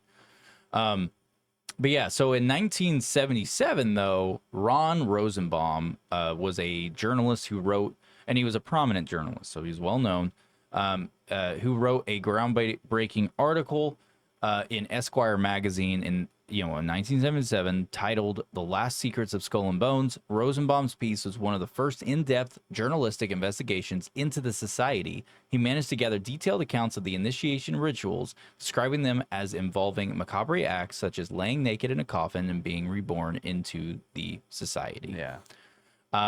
The next person was Anthony C. Sutton, and was an economist and historian who wrote America's Secret Establishment: An Introduction to the Order of Skull and Bones in 1983. The Sutton's book presents a critical view of the society, arguing that it operates as a covert network influencing various aspects of American society, including politics, finance, and education. There was you mentioned Charlotte earlier. Charlotte Iserbyt? Yeah. Iserbyt? Yeah. A former senior policy advisor in the U.S. Department of Education, has been an outspoken critic of the Skull and Bones Society. She authored The Deliberate Dumbing Down of America, in which she discusses the influence of society's members on the American education system and their alleged agenda to shape societal norms and policies, which is fucking wild. The next is where was I? Yeah, well, let's jump to this one here. So in the Observer Bones Task Force, so in 2001, this task force, a team of Yale students and journalists, used night, and which is the video we just watched, by the way. So these are the people who got the video. A team of Yale students and journalists used night vision video equipment to capture footage of the society's initiation ceremonies. This footage was the visual evidence of the bizarre and secretive rituals, further fueling public curiosity. Blah blah blah. That was the video we just showed y'all. Mm-hmm. It was done by them, these Yale students and journalists. And then the last one I'm going to bring up is actually Alexandra Robbins. Was an author and journalist. Wrote the book Secrets of the Tomb, Skull and Bones, The Ivy League, and the Hidden Paths of Power. Back in 2002. Robbins' work is considered one of the most comprehensive modern investigations into the society. She interviewed numerous former members and insiders to uncover details about the society's history, rituals, and the powerful network of its alumni. So she got to talk with, I'm assuming it's a female. She got to actually talk with former bonesmen who whistle blew on it and talked about that's why they're former. Usually once you're in for life. Obviously they got out. They disassociated, which means they lost all of that connection and power. They lost their security for like financial wealth the rest of their life, the works. Or is that a red herring to just throw people off the track? Like, oh, but now we know. It could be. You never know. I mean that's definitely a possibility that we could lay out, but I do know from the other whistleblowers that which there was quite a handful in there, people who were like on their deathbed who were members their entire life, but the reason they stayed members because they were fearful of their life apparently, and all of it was done like discreetly. It was really weird. But anyways, let's move on from there was one other one. Did I already do this one? Oh, yeah. I already talked about that. So I read that description earlier from the fall of the Skull and Bone Society that describes a painting of 4 skulls and a bunch of artifacts with words on top of it and below it. This painting has been found across the world, in Germany and in other locations. prominently in Germany, which was given to us by Illuminati Rex, who is a pirate across the internet, who is a hacker and finding different things on different Bavarian and ritualistic concepts. Yeah. The image has been found in paintings. It's been carved into walls. It's been carved into wood and posted up in prominent locations around the world, which is fucking crazy to me. It's found in Russia. It's found in America. It's found in Germany. Yeah. The words I read earlier in Roman and Greek to put them in translation across a full sentence says, "Who was the fool? Who the wise man? Beggar of king? Whether poor or rich, all's the same in death." So it's asking who's gonna be the rich, who's gonna be who's gonna be the idiot, who's gonna be the king, right? Who's gonna be the rich people in charge of the poor, and everyone's gonna die no matter what. Yeah. So this is the overlying statement of the Skull and Bone Society across the world to take over and make the wealthy, yet again, the plutocracy society that we all live in today. Yeah. Yeah. So, I mean, to be honest, man, I mean, that we pretty much wrapped up Skull and Bones. I mean, we can. The there's painting's more. badass, by the way. Can you send that to me so I can put that up? Yeah, absolutely. So, I mean, we're at the end here of this, just talking about everything. I mean, don't get me wrong, we could go into other areas and layers of different things from other research that we have done, but unfortunately, that would be we would be hours. That we would have several hour podcasts going, and we don't have time for that, unfortunately. But we will definitely be circling back like we do with many other topics. We end up circling back and talking about them. Yeah, it's just part of having a podcast, right? We're going to bring it up again and again and again. That's the joy of listening to Smartly and Educated. So, It's the joy of listening Smartly and Educated. Is there anything you want to share while I pull this up? Other than shout out to Land Mammal for giving us some music for us to create an intro. Shout out to Bad Cat Studio to help us create new logos and images and potentially merch here in the near future. So keep an eye out for that. If y'all want to get some merch, let us know. We'll probably have some here in the next month or so. Okay, so this is the picture you're talking about? Yeah, that's the photo. Okay, let me pull that up. It's a painting that's found across the world. Not necessarily that one, but that is one of many. There are postcards that have been found that have been sent around. Bring it down a little bit just for our shorts. Yeah, of course. There have been postcards that have been sent around with that exact thing drawn on paper. There's wooden carvings that have that as well that has been found across the world. It's very interesting concept in its own right that they sort of worship this ideal. Yeah, I think it's fascinating. The historical connotation behind it all is damning. Again, there's more damning evidence that says this society is very real. Yeah, and showing that picture and just what we should do at this point with this episode is we need to just do our final thoughts, on the Skull and Bones itself. Like the whole society, everything we just talked about. I mean, I think there's a lot of takeaways that you can, walk away with on this. And some of the most prominent ones for me is the fact that, one, they're obviously interwoven.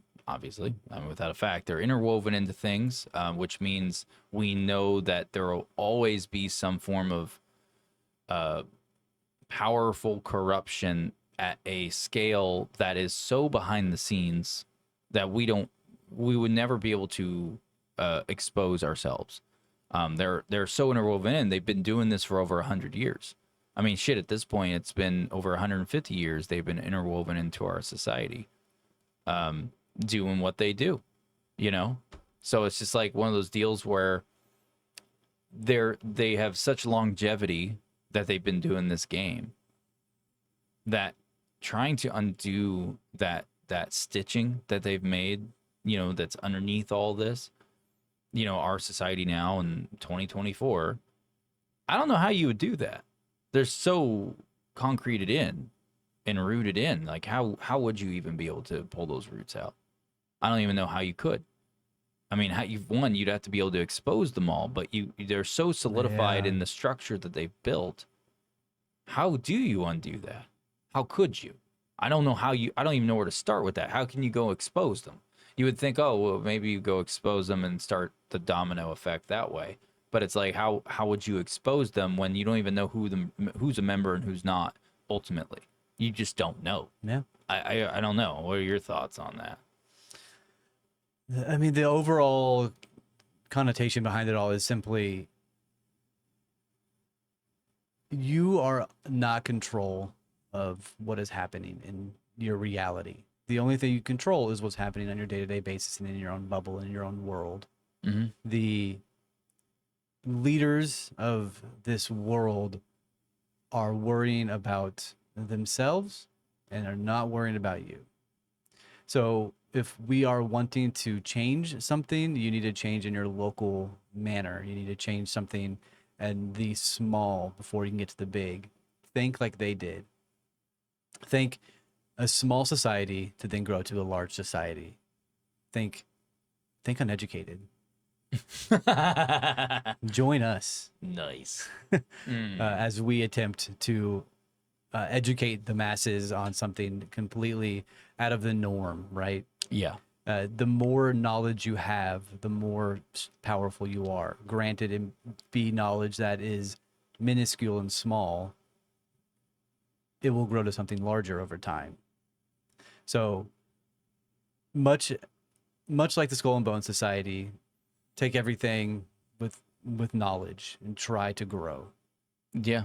And also just I think being objective with everything you're learning about and you're seeing, having the objective mentality, question everything is a pivotal thing to have in your head with knowing this stuff. Yeah. Like you need to be questioning everything. I mean, I know that's something that we apply to a litany of other things we've talked about.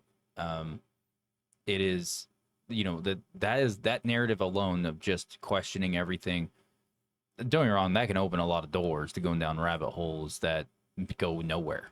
And then you get stuck in like those type, you could get stuck in those different conspiracies that are literally, they're not conspiracies as in, truly factually based conspire against this person or this group or whatever.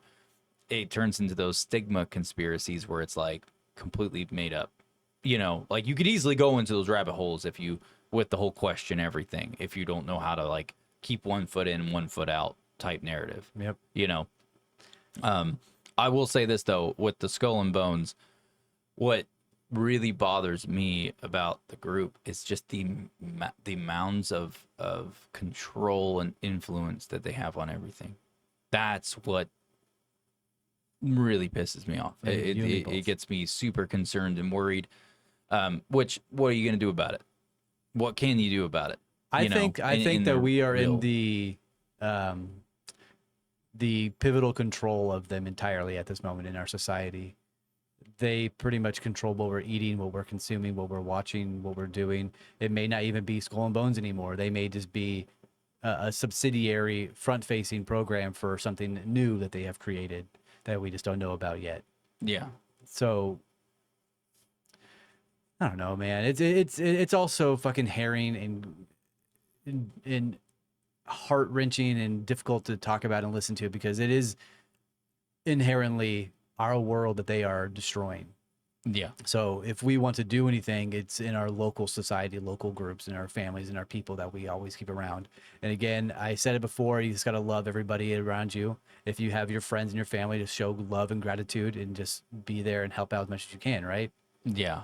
Yeah, without a doubt. I think my biggest concern, I think this is just where my brain instinctually goes when it comes to like how it plays out in my life and like going forward. My life is already basically halfway over, right? Yeah. We're close to it. But I got kids. And so it's just like, I think about them growing up, like they have their whole lives ahead of them still. And their lives are growing up in this very controlled and influenced world. And it's like, what fucked up things are going to happen in the world, when it comes to how they live and survive revolving around this? Like what things are going to get imposed in the future, because they obviously make, decisions that are long-term decisions to set up something in the future, obviously with their connections and power. But it's like, what outside of that, what kind of decisions do they make on the fly? You know what I mean? Like, because, you can't control everything, and it's not like they can see the future. They can try to cushion the path to guide to whatever future they want to establish. But it's like, you can't control every factor and element. There's some things that just kind of slip through the cracks. So it's like, what kind of decisions will they make or flash, quick on the fly to change a narrative that they weren't able to control? You know what I mean? And what are the implications, severe implications of that, that would affect everyone's day-to-day life, which then would be my children's, because I'd be gone at that point. Mm-hmm. You know what I mean? Or I'd be at the end of my life at that point. Or you'll transplant your head onto a robot and live forever. Oh, dude, I'm going to freeze my shit. I'm gonna like, bring me back. Well, on a lighter note, let's let's go out, anyways. let's go out into the day, into the world, and respect the people around you, and stop screaming at everybody, and stop cursing and hating everybody. That is the whole point of what they want from you, is to hate everybody and hate your neighbor, hate. Yep. Stop doing that. It's not healthy. It's not good. It's not doing anything for society. That's all they want. No, it's not. There's too much division now at this point. Everything's divided. Yep. So it's like making a bridge to mend that, especially like Yuri Bezmenov stuff that we like to bring up randomly all the time. Like, I think my thing is just like, how do you stop that division?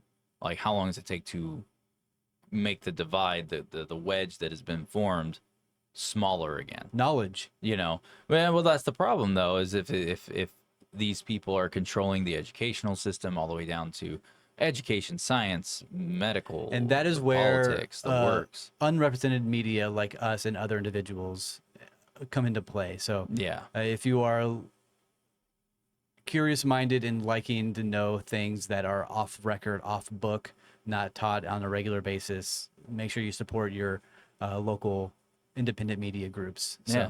And maybe you're someone who does research yourself, but you just haven't researched in the right places to hear about this stuff. Yeah. Because I didn't know about it. I had no idea this existed until you brought it up to me. What? I had no idea the Skull and Bone Society existed until you brought it up to me. You at least had heard of the name. Never. Really? Not once. Never once? Not even one time. Man, I must be a conspiracy nut more than I thought. Because I had heard of Skull and Bones back. I think the first time I ever heard of Skull and Bones was when I was a teenager. Yeah, I had never heard about them. But I didn't know anything about them. Well, it's not like I knew what I do now. Yeah. Like information back then, that was back in the old days, man. The internet wasn't as robust. It was all as books. It is now. Man, I went and got my candlelight, and I was sitting there. Grabbed my encyclopedia and started reading through it. Yeah. Anyway. Yeah, but anyways, that's pretty much it. Yeah, y'all have a wonderful day, a wonderful time. If y'all listen to us a year from now, shout out for y'all lifers. Respect. What's up? What's up? Yeah, we don't. And also our subs count has gone up. On YouTube especially, which is not normal for us. I don't imagine us being At on all. YouTube for very much longer anyway, so we might have to pivot to another another site eventually. Yeah, if you guys follow us on or subscribe to us on YouTube, go over to Spotify. Yeah. Jump on Spotify and follow us there, just because Spotify doesn't get us in trouble for shit. No, they don't. They don't like to which is yell at you. nice. Which is nice because goddamn, like YouTube does not like us. Tell you what. No, they do not. No, they don't. But anyways, that's all we got for you today. And to all you uneducated fellows, we love you. Please keep staying uneducated. And let's get smart together, huh? With a Lee on the end. Smartly. Right? I guess. Bye. Bye. Bye, everybody. Oh.